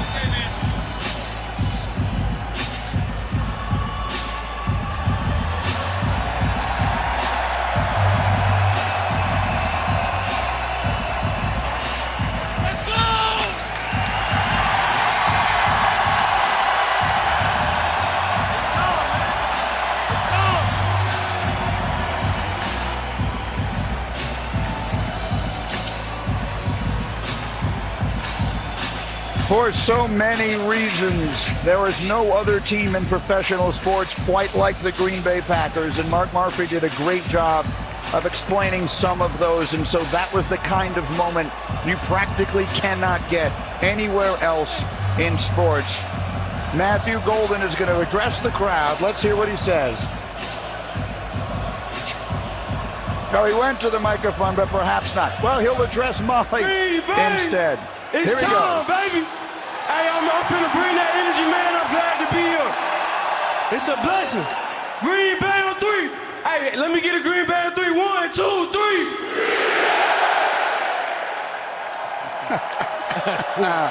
How good is that? All right, Verizon Business to Molly, who is with the man of the moment. Molly. Matthew, that was a warm welcome from your new fan base. What is it like to stand here in front of all these Packers fans? Man, it's a blessing. I put in so much work to get here, and I got my family here, man. It means the most to me, man. I can't thank God enough. At Texas, you stepped up big when the lights were brightest. How will you do that here in Green Bay? That's what you should expect from me, man. I'm a reliable target, and, I get open anywhere on the field, man. Whatever the team need me to do, that's what I'm willing to do. But I'm bringing that dog mentality, know that. All right, welcome home. Thank you. Guys.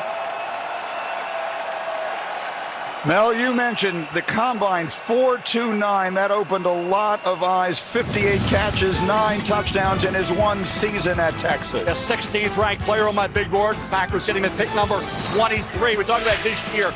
9 games, he averaged 20-plus yards per catch. Here he is with the Houston Cougars. Over a 2-year period, he had 76 catches, averaged 13 yards a catch, and 13 touchdowns at Texas this year. He was outstanding, and he came up big at critical moments in key games. SEC championship game against Georgia, really impressive with 8 catches, 162 yards. Quarterfinal playoff game against Arizona State, 7 catches, 149 yards, and another touchdown. He had 2 to 3 concentration drops. That was it. He's a guy who gets open. He can handle tight coverage. He catches the ball in traffic. He's tough across the middle. He's quick out of his break. He sells the route.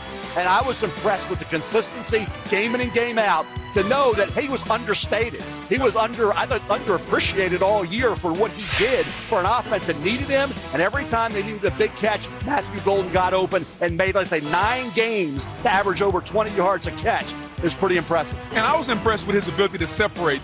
That's what a quarterback wants to see. Separation from the defender, knowing that you can throw the football to him on time and accurately. And when you look at Green Bay, it's often said that Green Bay has a lot of receivers. They got a lot of number 2. Might he be the number 1 that they've covered? When you look at Romeo Doubs, Jaden Reed, Christian Watson coming off the ACL. So this is a justified pick for the Packers. All right, so the Minnesota Vikings are on the clock, and we've got Roger Goodell ready to make their pick. For every action, there is an equal opposite reaction. They will be booed as loudly as the Packers were cheered. Here comes Roger Goodell with the selection. With the 24th pick in the 2025 NFL Draft, the Minnesota Vikings select Donovan Jackson, guard, Ohio State. All right, and so there's the reaction from the crowd. Versatility is the word that comes to mind. He started 31 games at left guard for the Buckeyes, then kicked out to left tackle and played great. So Donovan Jackson goes to Minnesota, but I'm told to go. Adam Schefter has breaking news for us. Shefty, what can you tell us? Greeny, we said this would be the quarterback range, and the New York Giants have just traded back into the first round to pick number 25, which belonged to the Houston Texans. In return, they're giving up pick 34, pick number 99, and a third-round pick in 2026. The Giants at 25 are on the clock. Look for a quarterback here. All right, here we go. So this is exactly what we were waiting for, Mel. The Giants getting their man at the top, Abdul Carter, not taking the quarterback there. If they turn it around and get the quarterback they're looking for here, this could turn out to be a magnificent night for the Giants. Well, it's been discussed that Brian Daboll likes Jackson Dart, quarterback Ole Miss. They were like talking about number 3, way too high. He's 28, same grade as the 21st player on my board. So he's right in the range for Jackson Dart. I'm still Shador, but more mobility. Certainly Jackson Dart. He can beat you with his legs. He had 1,500 rushing yards the last 3 years. So if you're looking for traits, Jackson Dart has a few more than Shador on paper. I'm a Shador guy. Love him. Jackson Dart I like. And I think Brian Daboll says, hey, he's my guy because he can move around and he can, like I say, had those games where he could beat you with his leg, 3rd and 8. He can run for 30 yards. He's an athlete, okay? And he can make the throw. 6'2", 223 pounds, coming out of that RPO offense for Lane Kiffin. So, hey, if he wants somebody who can do more than be a great pocket passer, then Jackson Dart gives you more with his legs than Shador does. And not only that, not only the pocket passer, if you look at Jackson Dart, throws under pressure, when pressure's in his face, it's outstanding. I mean, he stands in that pocket and makes big-time throws. I agree with you. Shador Sanders, the quarterback for me.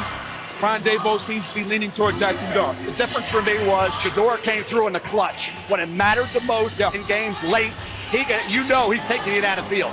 Jackson Dart had some meltdown. That particularly the Florida game, a meltdown late in that loss. All right, I'm going to take a very short timeout. We're going to come back. The New York Giants are on the clock. Adam Schefter has told us to expect a quarterback. Which one will it be? We will find out right after this, live in Green Bay on ESPN.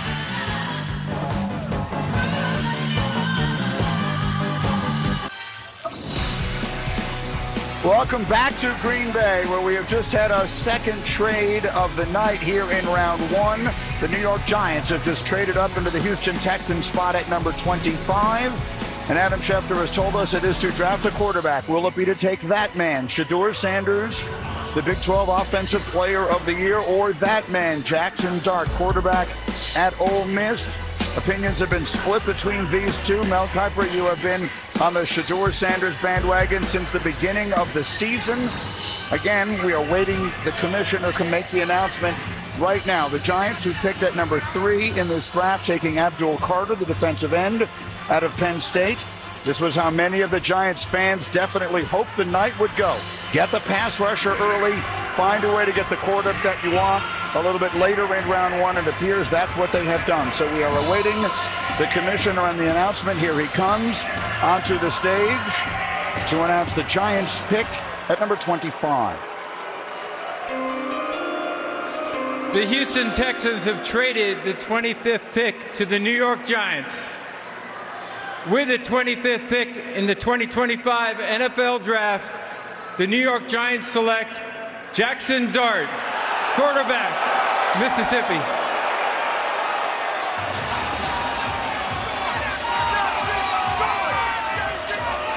Wow. All right, you know the story. Legendary high school career in Utah, threw for 67 touchdowns. As a senior, he went to USC, started 3 games, then transferred to Ole Miss. Started 38 games for Lane Kiffin, threw 72 touchdowns, finished as the school's all-time leading passer, surpassing Eli Manning. Mel, your reaction? Well, surprised he went ahead of Shedeur, not shocked, because Daboll wants some more mobility. And Jackson Dart can beat a defense with his legs. His completion percentage every year under Lane Kiffin improved. 62%, 65%, culminated with 69% this past year. Touchdowns went 20 to 23, 29 this past year. 11 rushing touchdowns the last 2 years. 1,500 rushing yards the last 3 years at Ole Miss. Now, the concern for me, and the reason I'm the Shedeur guy, is in the big spot. Do you come up big? For Jackson Dart, 2 games where Ole Miss faced a then-ranked opponent, LSU and Georgia, he completed less than 60% of his passes, and in each game combined for 2 touchdowns and 2 picks. And then they were looking for a playoff spot in late November. He completed less than 60% of his passes with a couple touchdowns and 2 interceptions, and that late meltdown against Florida. So 3 big spots didn't come up big. Shedeur consistently did, despite being harassed. I like Jackson Dart. I love Shedeur. We'll see how it works out. And keep in mind, the quarterbacks that have dropped a little bit, how about the quarterbacks went ahead of them? Brett Favre, Dan McGuire, Todd Marinovich went ahead of Brett Favre. Joe Montana, Jack Thompson, Steve Fuller went ahead of Joe Montana. E.J. Manuel went ahead of Geno Smith, and 3 players were drafted by the Bengals where they took Boomer Esiason in the second round. So it doesn't always go.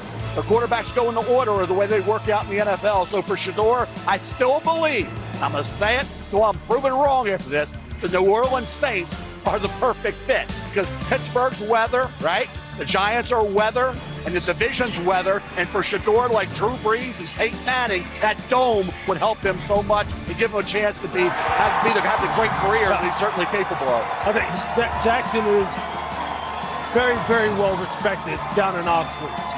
Being a great teammate, he's tough as hell.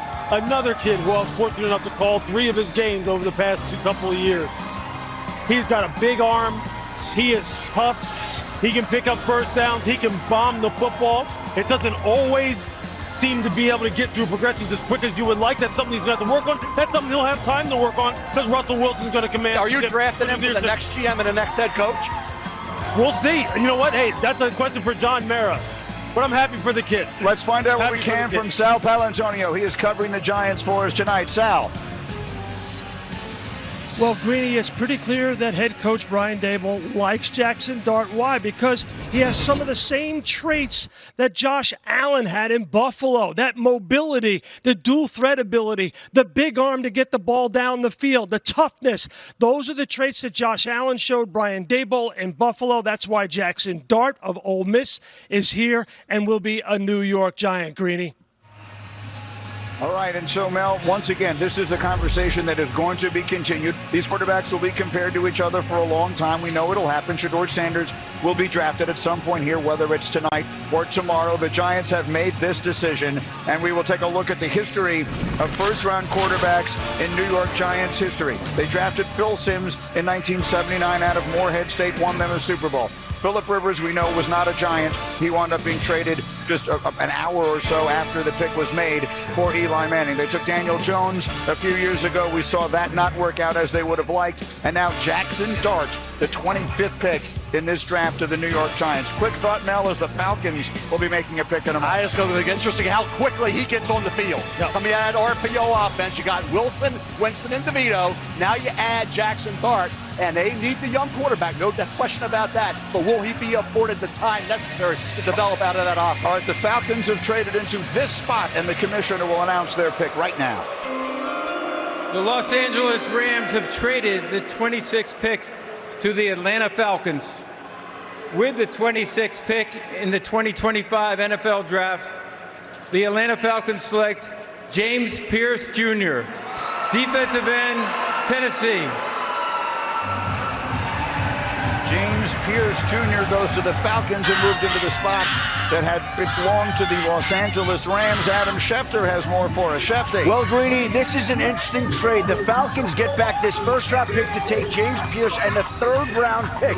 But in return, the Rams get a second-round pick this year and a first-round pick in 2026, along with a seventh-round pick this year. So this year, where all teams held their initial first-round draft picks coming into the draft, next year, the Cleveland Browns already have the Jaguars' first-round pick from one trade today, and the Rams now have the Falcons' first-round pick next year for this trade. So we only had one trade in the early portion of the night. Now we've had back-to-back picks that get moved. As far as James Pierce is concerned, first-team All-SEC each of the last 2 years, Mel, racking up 17 sacks. Lewis. I'll tell you, look, I got to see this guy. I'm telling you, this dude has the most potential of any pass rusher in this draft. I believe outside of Abdul Carter, all right? He could be the next best pass rusher in this draft without a doubt. At 6'5", 245 pounds, 4.47 in the 40. He reminds me of body type-wise of Javon Curse when he came out of Florida. He could go speed to power as well as anybody you see. It is classic. It's textbook. He's got the speed to chase down any quarterback in the NFL. He's got the power to collapse the pocket inside out. When he wants to slant down inside on run stunts, he blows up everything. Everything. He'll track down balls one side of the field to the other. The question with James is this: consistency. Can you get it out of him all the time? Can you count on him? Can you depend on him? Is he always going to be there? Is he always going to answer the bell? Because if he does, Atlanta finally has the rusher that they've been looking for, because he has it all. The Falcons have been in the bottom 2 in sacks 4 of the last 6 years, including 31 last season, but they've gone a long way to address that tonight, taking Jalen Walker from Georgia earlier and now James Pierce from Tennessee. But the big move made just moments ago, Jackson Dart, quarterback Ole Miss, to the New York Giants, who had taken Abdul Carter earlier in the night. So the Giants with a huge night with all the pressure in the world on their coach and general manager. And our reaction will continue in just a moment live in Green Bay on ESPN.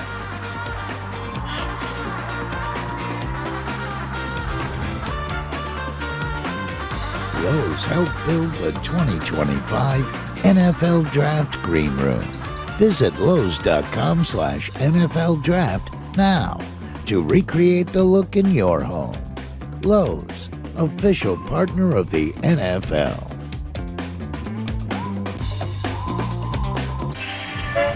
Welcome back to Green Bay and our coverage of the 2025 NFL Draft, which is presented by Courtyard by Marriott, a member of Marriott Bonvoy. You see, the Packer fans are celebrating. They're having fun tonight as their team did something very uncharacteristic, taking a wide receiver in the first round. It's been an action-packed last half hour or so here. Had a couple of trades. Giants traded up and took a quarterback in Jackson Dart. Falcons traded up and took a pass rusher in James Pierce. Mel Kiper's Baltimore Ravens are on the clock here, and in fact, their pick is in very quickly before the commissioner makes it. Mel, what are their needs? Safety, and they got both safeties sitting there for him. Malachi Starks from Georgia and Nicky Manwari from South Carolina. Starks didn't have the great year, but he was a heck of a football player throughout his career. I really like the football IQ and the talent. The commissioner with the pick. With the 27th pick in the 2025 NFL Draft, the Baltimore Ravens select Malachi Starks, Defensive back, Georgia. There it is, terrific safety. Grew up in Jefferson, Georgia, about a half hour from Athens. Was a 5-star. Became the Bulldogs starting free safety. Led the team in defensive snaps as a freshman on a national championship team. Finished with 6 interceptions. And moved him around a lot, Greeny. At 6'1", 197 pounds. He ran 4.50 now. To Nick Emanwari's, 4.38. Kind of pales in comparison. From Emanwari had a 43 vertical. Malachi Starks had a 33 vertical. But football IQ, Bugs, and being able to tackle at all areas of the field. Open field tackler, he's outstanding. His ball skills, the interception and the range he showed against Clemson was phenomenal. In that game, he had 5 career interceptions. He is just he's a good football player. He'll play that center field role for the Ravens. Here's the thing I'll tell you, Gritty. He trained in Tampa with my buddy Yo Murphy. I got an opportunity to see him every day, see him work. You talk about football character, football instincts, showing up to work. There was video of him working out this morning before he gets drafted this afternoon. That's what you're getting in this safety in Baltimore. There's a sign in the facility that says, play like a Raven. He will embody that coming from Georgia, being coached under Kirby Smart. I don't worry about the tested numbers. His football instincts, his ability to be in center field while you have Kyle Hamilton down around the line of scrimmage, to be able to play the ball and make plays. What he lacks maybe in speed and athleticism, he makes up by being able to key and diagnose quickly. This is a true football player that has very high football character. Yeah, he's a guy who seems like he would fit in Baltimore in some of their split safety stuff, right? Their cover 4 scheme, their cover 2 scheme, whereas there's a lot of pattern reading where you process quickly, get quick pattern matches. You're not kind of isolated one-on-one. When he got put in those kind of situations, that's where you see some of the top-end speed deficiency come in. And I don't mean deficiency, okay? He's 4'5", but I'm saying he doesn't have true man coverage skills down the field against wide receivers and they get him one-on-one.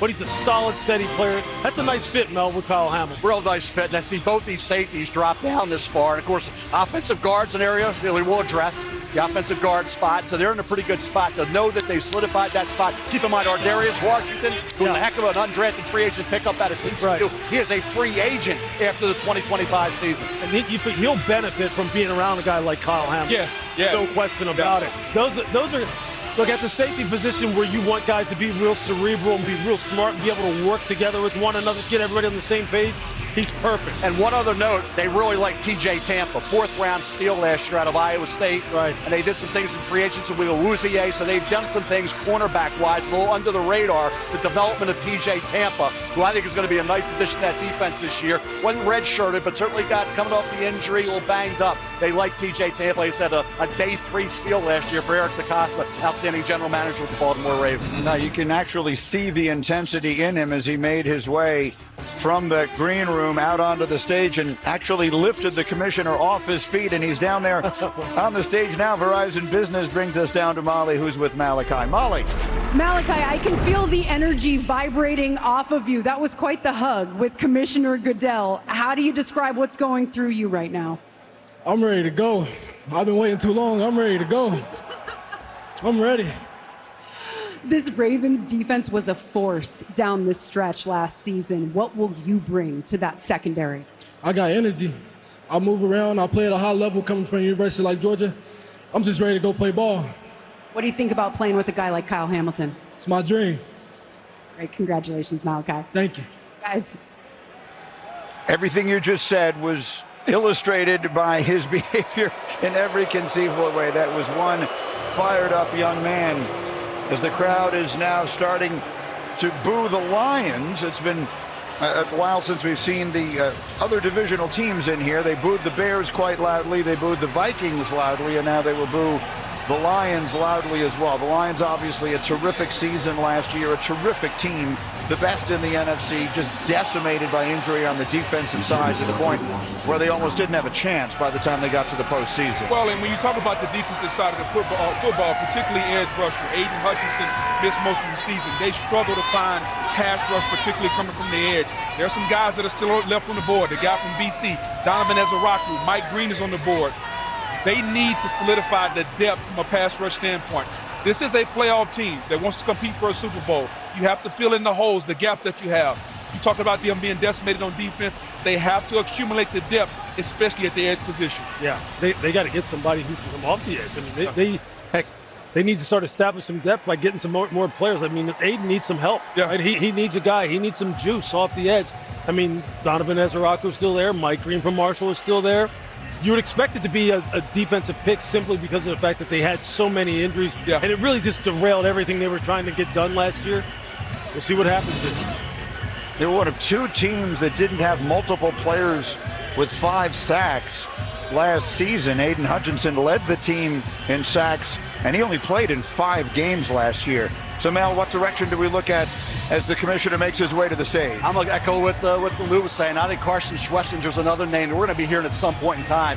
You talk about they have Jack Campbell, but Carson Schwessinger from UCLA, all this kid does is make impactful plays, and he is a tackling machine. Here's the commish with the selection. With the 28th pick in the 2025 NFL Draft, the Detroit Lions select Tyleik Williams, defensive tackle, Ohio State. All right, so not an edge, a dominant run defender at 334 pounds who also compressed the pocket for the national champs, had 11.5 sacks in his college career. Here's the first thing you notice, Greeny. He's built like a nose tackle at 6'2", 334 pounds, but he has athleticism like a 3 technique. I got an opportunity to train him and take him on the field in Tampa. He's got elite movement for a guy that's 330 pounds. The ability to change directions. You talk about him playing the run. He plays the run fiercely at Ohio State. His ability to flip his hips and get upfield. He's got the versatility to play the 3 technique position. He can play the 1 or the 3. I think if he slims down a little bit, he could be the quintessential 3 technique. No doubt. I mean, I'm sitting here looking at my notes. He primarily aligned as the 3 tech, and I said the second thing I put was excellent flex, body control, and balance and center of gravity, fluidness of movement for someone with that body that's so thick and so sturdy, able to hold double teams, doesn't get turned, doesn't get his shoulders turned. Hey, they're probably figuring this. If we don't like somebody on the outside on the edge, what's the quickest way to get to the quarterback? We're just going to collapse that pocket inside out. There are 4 picks remaining in tonight's first round. As of now, they belong to Washington, then Buffalo, then Kansas City, then Philadelphia. Will Shedeur Sanders hear his name called tonight? According to our draft day predictor, there was only a 3% chance he'd be available by the time we got here. He is Mel's 5th rated player on the board. He's still available at 29. We'll be right back.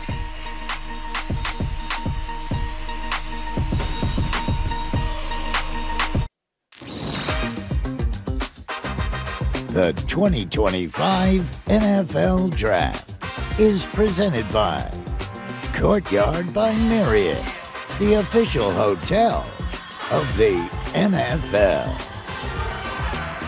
We're back in Green Bay. The Washington Commanders are making the next selection at number 29 after a magnificent season led by their young quarterback, Jayden Daniels, all the way to the NFC Championship game. And then Mel making all of these additions that we see here during the offseason, most notably Deebo Samuel and Laramie Tunsil. So what direction do they look here? Well, they've got an edge rusher, a big corner, and they want a speedy running back at some point. Obviously, the offensive line keep helping out Jayden Daniels. They did that with Laramie Tunsil coming in. But I think when you look at this, it's all about Jayden, but I'd say a big corner. Will Johnson still on the board with his length and athleticism. And Mike Green, pass rusher out of Marshall, is a guy we know from a talent standpoint and the production that he had at Marshall this year. You get off the edge, you get after the quarterback. Here's the thing I would say, Greeny. Think about the theme of the night. When you have a young quarterback, you help the young quarterback, either with the receiver or protection. I think they help the young quarterback some way. Well, we're going to find out in a moment. Here comes the commissioner again, number 29, Washington. The pick is in, and here comes Roger Goodell with the selection. With the 29th pick in the 2025 NFL Draft, the Washington Commanders select Josh Conerly, Jr., tackle, Oregon. Interesting pick. So they take the tackle after signing or trading for the tackle. Josh Conerly has been on the radar a long time. He won the Anthony Munoz Award as the best lineman in the country in high school. Played in all 13 games as a freshman at Oregon. Started all 14 as a sophomore. And then Mel made first-team All-America last year as the Ducks went undefeated through the regular season. Steadily improving player, Greeny, a kid who was outstanding throughout the course of the year. We talked about what he was able to do in that game against Abdul Carter. He wasn't up against Carter all that often, but he did able, when he had the one-on-ones, to show what he could do. The Mike Green was one play at the Senior Bowl, so throw that out. But he has the athletic ability to be a guard or a left tackle, a developing standout at that left tackle spot. I was impressed. Run blocking, that showed the ability to drive defender off the ball, torque, and then seal, block in space. The ability to pull and get to the second level, I thought, was excellent for Josh Conley. We saw pass protection as well. Talking about against Abdul Carter, didn't allow a sack there. The athletic ability, consistently take away the edge, then mirror that defensive end, use that punch more to keep defenders from getting into his pads.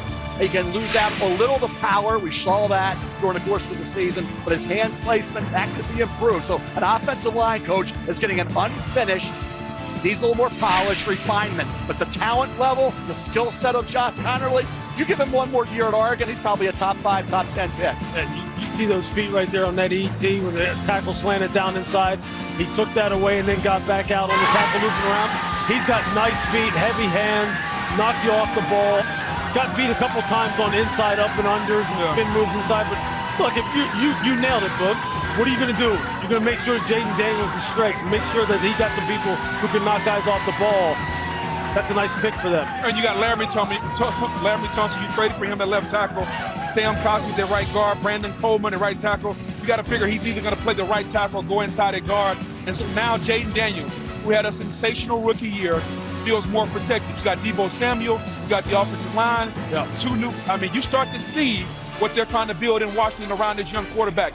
Weapons or protection. Either way, the young quarterback needs to be supported. I think the next piece that they need to get an explosive back in the backfield, true running back. I know they got Deebo Samuel, and he's a jack of all trades, but they've got some nice things going on, and here we now sit with the Buffalo Bills. The Bills picking at 30, and this is a team that has done as much winning as any team ever without taking it all the way. Their 78 wins, including playoffs, going back to 2019, is the most in a 6-season span without making a Super Bowl appearance of any team in the league. So it's a bit of damning with faint praise. They've been very, very good. They need something to put them over the top. What is it, Mel Kiper? They got to cover. They need cover guys on the back end. You got Will Johnson. As long as the medical is good, Will Johnson's a top 10 to 15 player. No doubt about that. For Buffalo to see Will Johnson there at this point has to, I think, surprise a lot of people. Maxwell Hairston ran great, had a really good junior camp, 2024 campaign, so he got hurt this year with his shoulder, had 5 picks 2 years ago. Now, I know, Lou, you love Trey Amos. Absolutely. Trey Amos, Azaria Thomas from Florida State. Both of these guys, I mean, they're those long, tough, man-to-man cover guys, great jump ball skills, win at the catch point down in the red zone. These are the kind of guys that Sean McDermott would like to deal with. Azaria Thomas would have been in the first round had that not been for the 40 at the combine. Right, that's right. I'll tell you what, and he's a Jalen Ramsey-looking type of guy. Long, tough, can play inside at the star at the nickel position. And Trey Amos, I'll tell you this, coaches down in Ole Miss said, hey, look, he reminds us in many ways of what Patrick Surtain looked like when he came out of Alabama. He has that same kind of mentality, that same kind of toughness at the catch point, ball skills, all of it. But there's some good players still on the board. If you talk about fit, though, all those guys, I get it, but from a fit standpoint, if the medical checks out, Will Johnson fits better in that Sean McDermott defense, the way they want to have vision on the ball. So you're talking about a too-high type of scheme, cover 4, cover 2 type of From a zone standpoint, ball steals, the ability to key diagnose, get the ball, and get the pick sixes like he did at Michigan. Right. I think he fits better maybe than a Trey Amos or an Azaria Thomas. Well, I would say Trey fits only because down at Ole Miss, I mean, they played a cover 4 type of scheme. It was Nick's scheme, basically, that they played down there. So, I mean, they both make sense. A team that it was mentioned has been so good and yet come up just short in such painful fashion multiple times in the last few years. Last year was supposed to be their dip year. It was the year they lost so many of their players on defense, reset their salary cap, still found themselves with an opportunity in the AFC Championship game against Mahomes in Kansas City and just couldn't quite get it done at the finish. So let's see which direction they go. Everyone here is expecting defense to help Josh Allen and that Bills offense take a step towards San Francisco or Santa Clara next year. It's just a different way to close the gap, Green. When you talk about the gap between Mahomes and Josh Allen, is minuscule. So how do you close? You got to be able to close the defensive side of the ball where they can turn the football over and give Josh Allen one more possession. give him one more crack at the football. And we can see the commissioner making his way to the podium with a very special visitor to announce the pick. The NFL is stepping up to have an even greater impact as a wish maker for Make-A-Wish. For the second time tonight, we have the opportunity to grant a wish for a deserving young man to announce the first pick for his favorite team. Tommy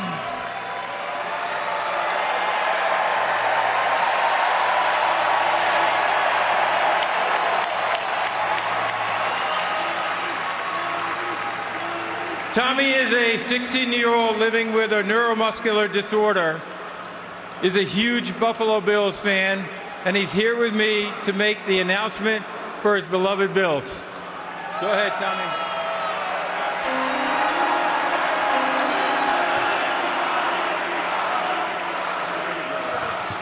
Let's go, Buffalo!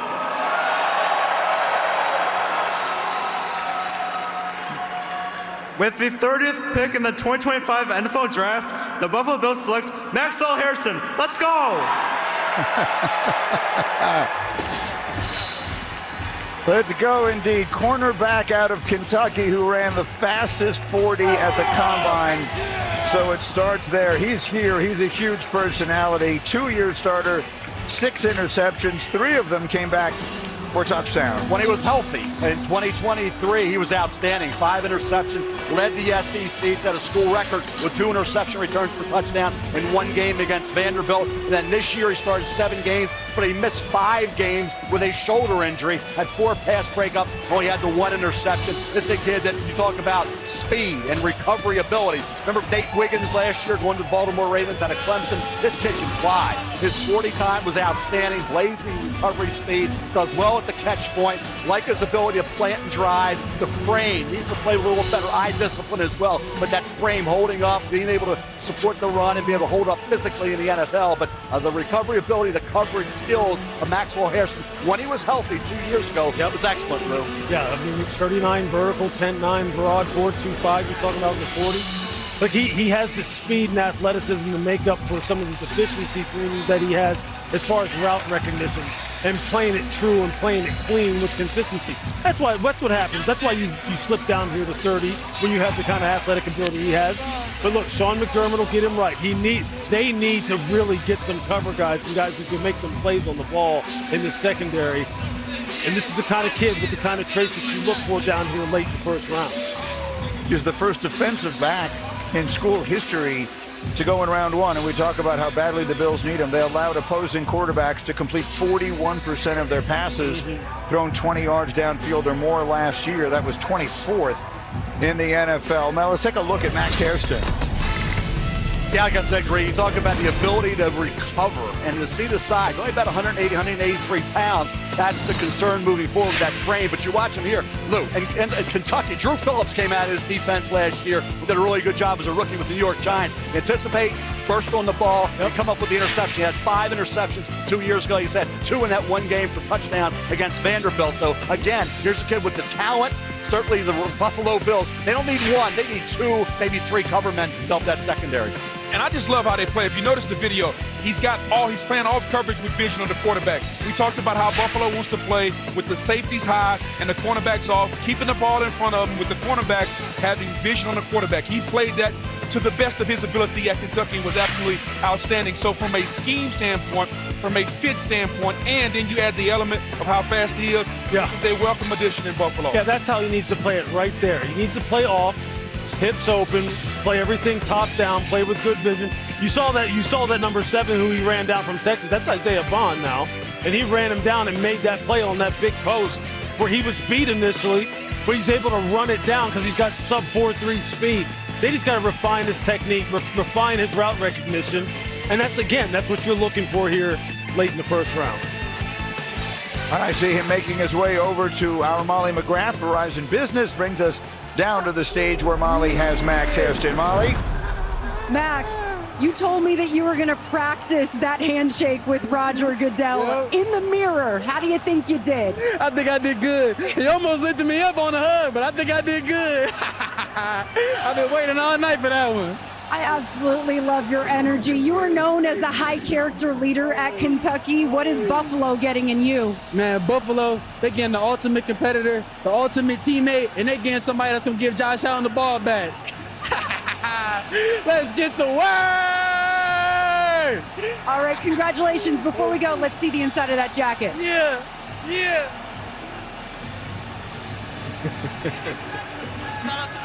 And so Max Hairston is headed to Buffalo. I'll tell you what, the NFL draft makes for a strange bedfellows. Kansas City and Philadelphia met in the Super Bowl just a few months ago. Now they've swapped picks here. The Eagles have moved up to 31, trading up with Kansas City. We'll get the details on the trade in just a moment. The Super Bowl champs are on the clock, and we're getting ready to finish up round one from Green Bay. We're back in a moment on ESPN. That is interesting.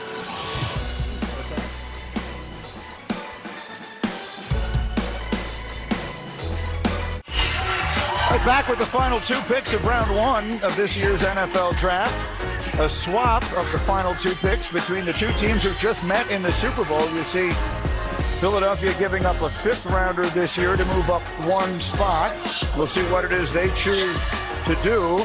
Very quickly, we note, again, we've had the two quarterbacks selected tonight and seemed almost impossible to imagine that we'll see another. So that will be tomorrow's storyline. As for the Eagles pick, here comes the commissioner. The Kansas City Chiefs have traded the 31st pick to the Philadelphia Eagles. With the 31st pick in the 2025 NFL Draft, the Philadelphia Eagles select Jihad Campbell, linebacker, Alabama. Well, this young man has been on the radar a long time. He committed to Clemson at the age of 16, playing high school ball in New Jersey, ultimately flipped his choice to Alabama, where he led the Tide in tackles last year, including 11.5 for loss and 5 sacks. 21 on the big board. Greeny would have been gone a lot higher had it not been for the shoulder injury. He played great all year for Alabama. 117 tackles, team high 11.5 tackles for loss. 5 of those were sacks. Think about this football team, the way Hall of Fame GM Howie Roseman has constructed it. Half the starters, half the 22 are from the SEC. Like those proven entities, those guys who played for the big powers in the SEC. And Jihad Campbell did, as I said, guys, he would have gone much higher had it not been for the shoulder injury. Yeah, no doubt. And when you think about what Philadelphia is doing, and you think that they re-signed Zach Bond, but a guy who they got off the street last year, who had an all-pro season and deserved a new contract, and now you bring in Jihad Campbell. It's an athlete, Greeny. It's another weapon they can add to their defense, which lost some guys up front. They lost Milton Williams.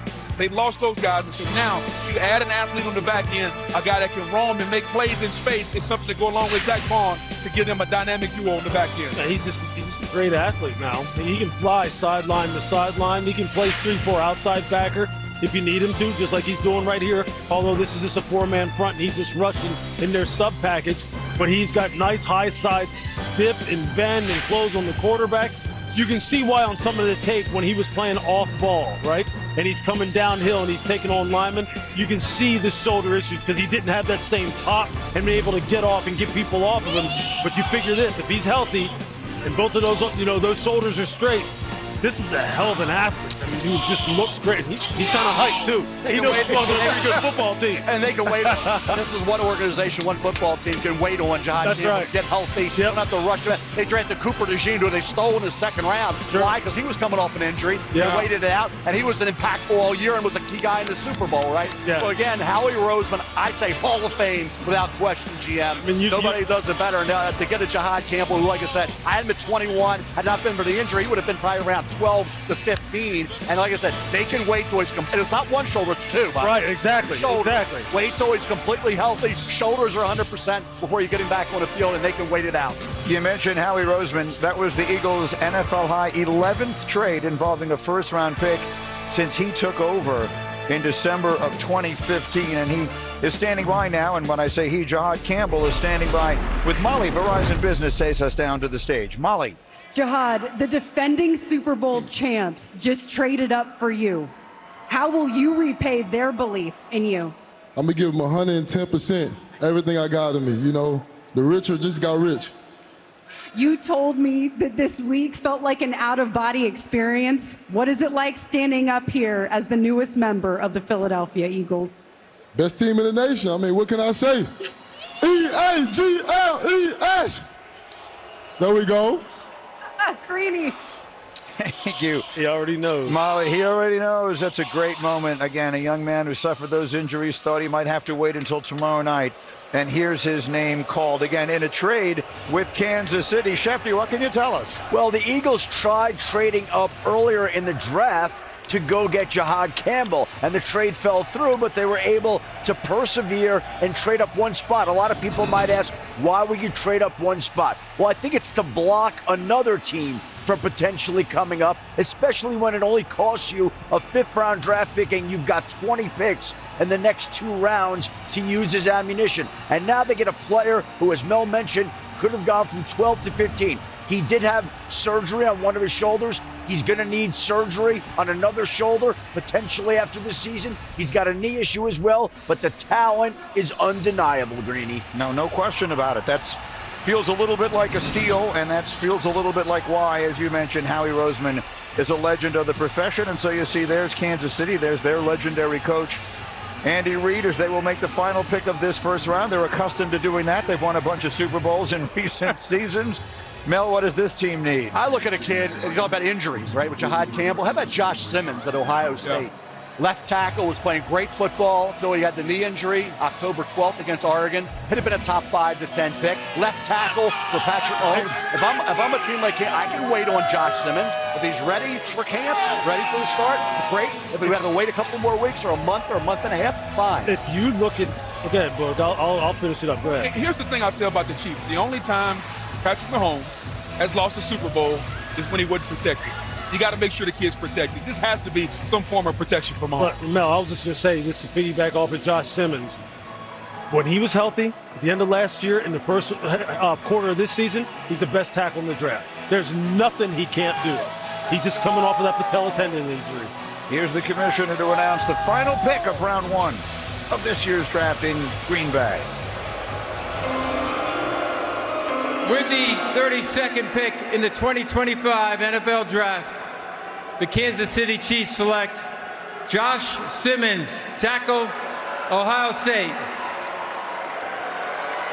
You saw it coming, Mel. He's from San Diego, began his career at San Diego State, started every game at right tackle in 2022, transferred to the Buckeyes, played left tackle, started every game in 23, and then this year the injury. It's a shame because, as we talked about, he would have been a top 10 pick, and he cleaned up the penalties.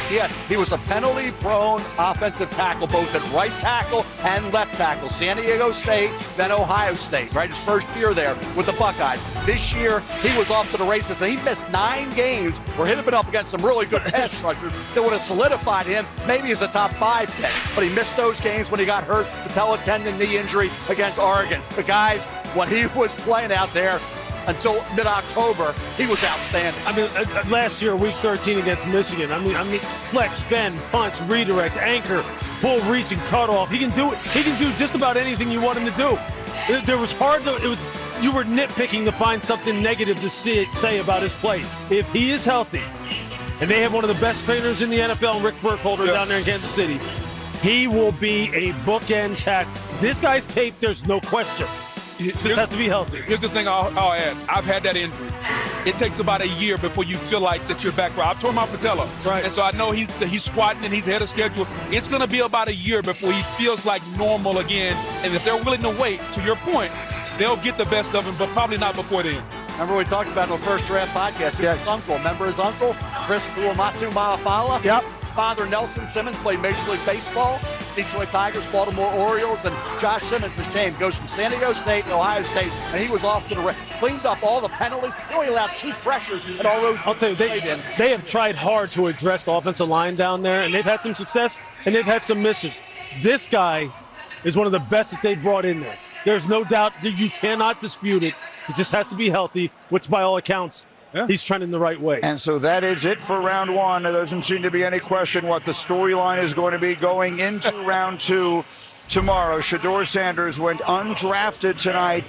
That is a surprise, if not a shock. Only a 3% chance, according to our predictions, that he would be here available for Friday night, tomorrow night, for rounds 2 and 3. It has been a privilege to bring this evening to you on behalf of our entire crew here in Green Bay. I'm Mike Greenberg saying good night. Thank you so much for being with us. SportsCenter picks it up, takes the ball and runs with it now. Scott Van Pelt is ready to go. Scott, take it away.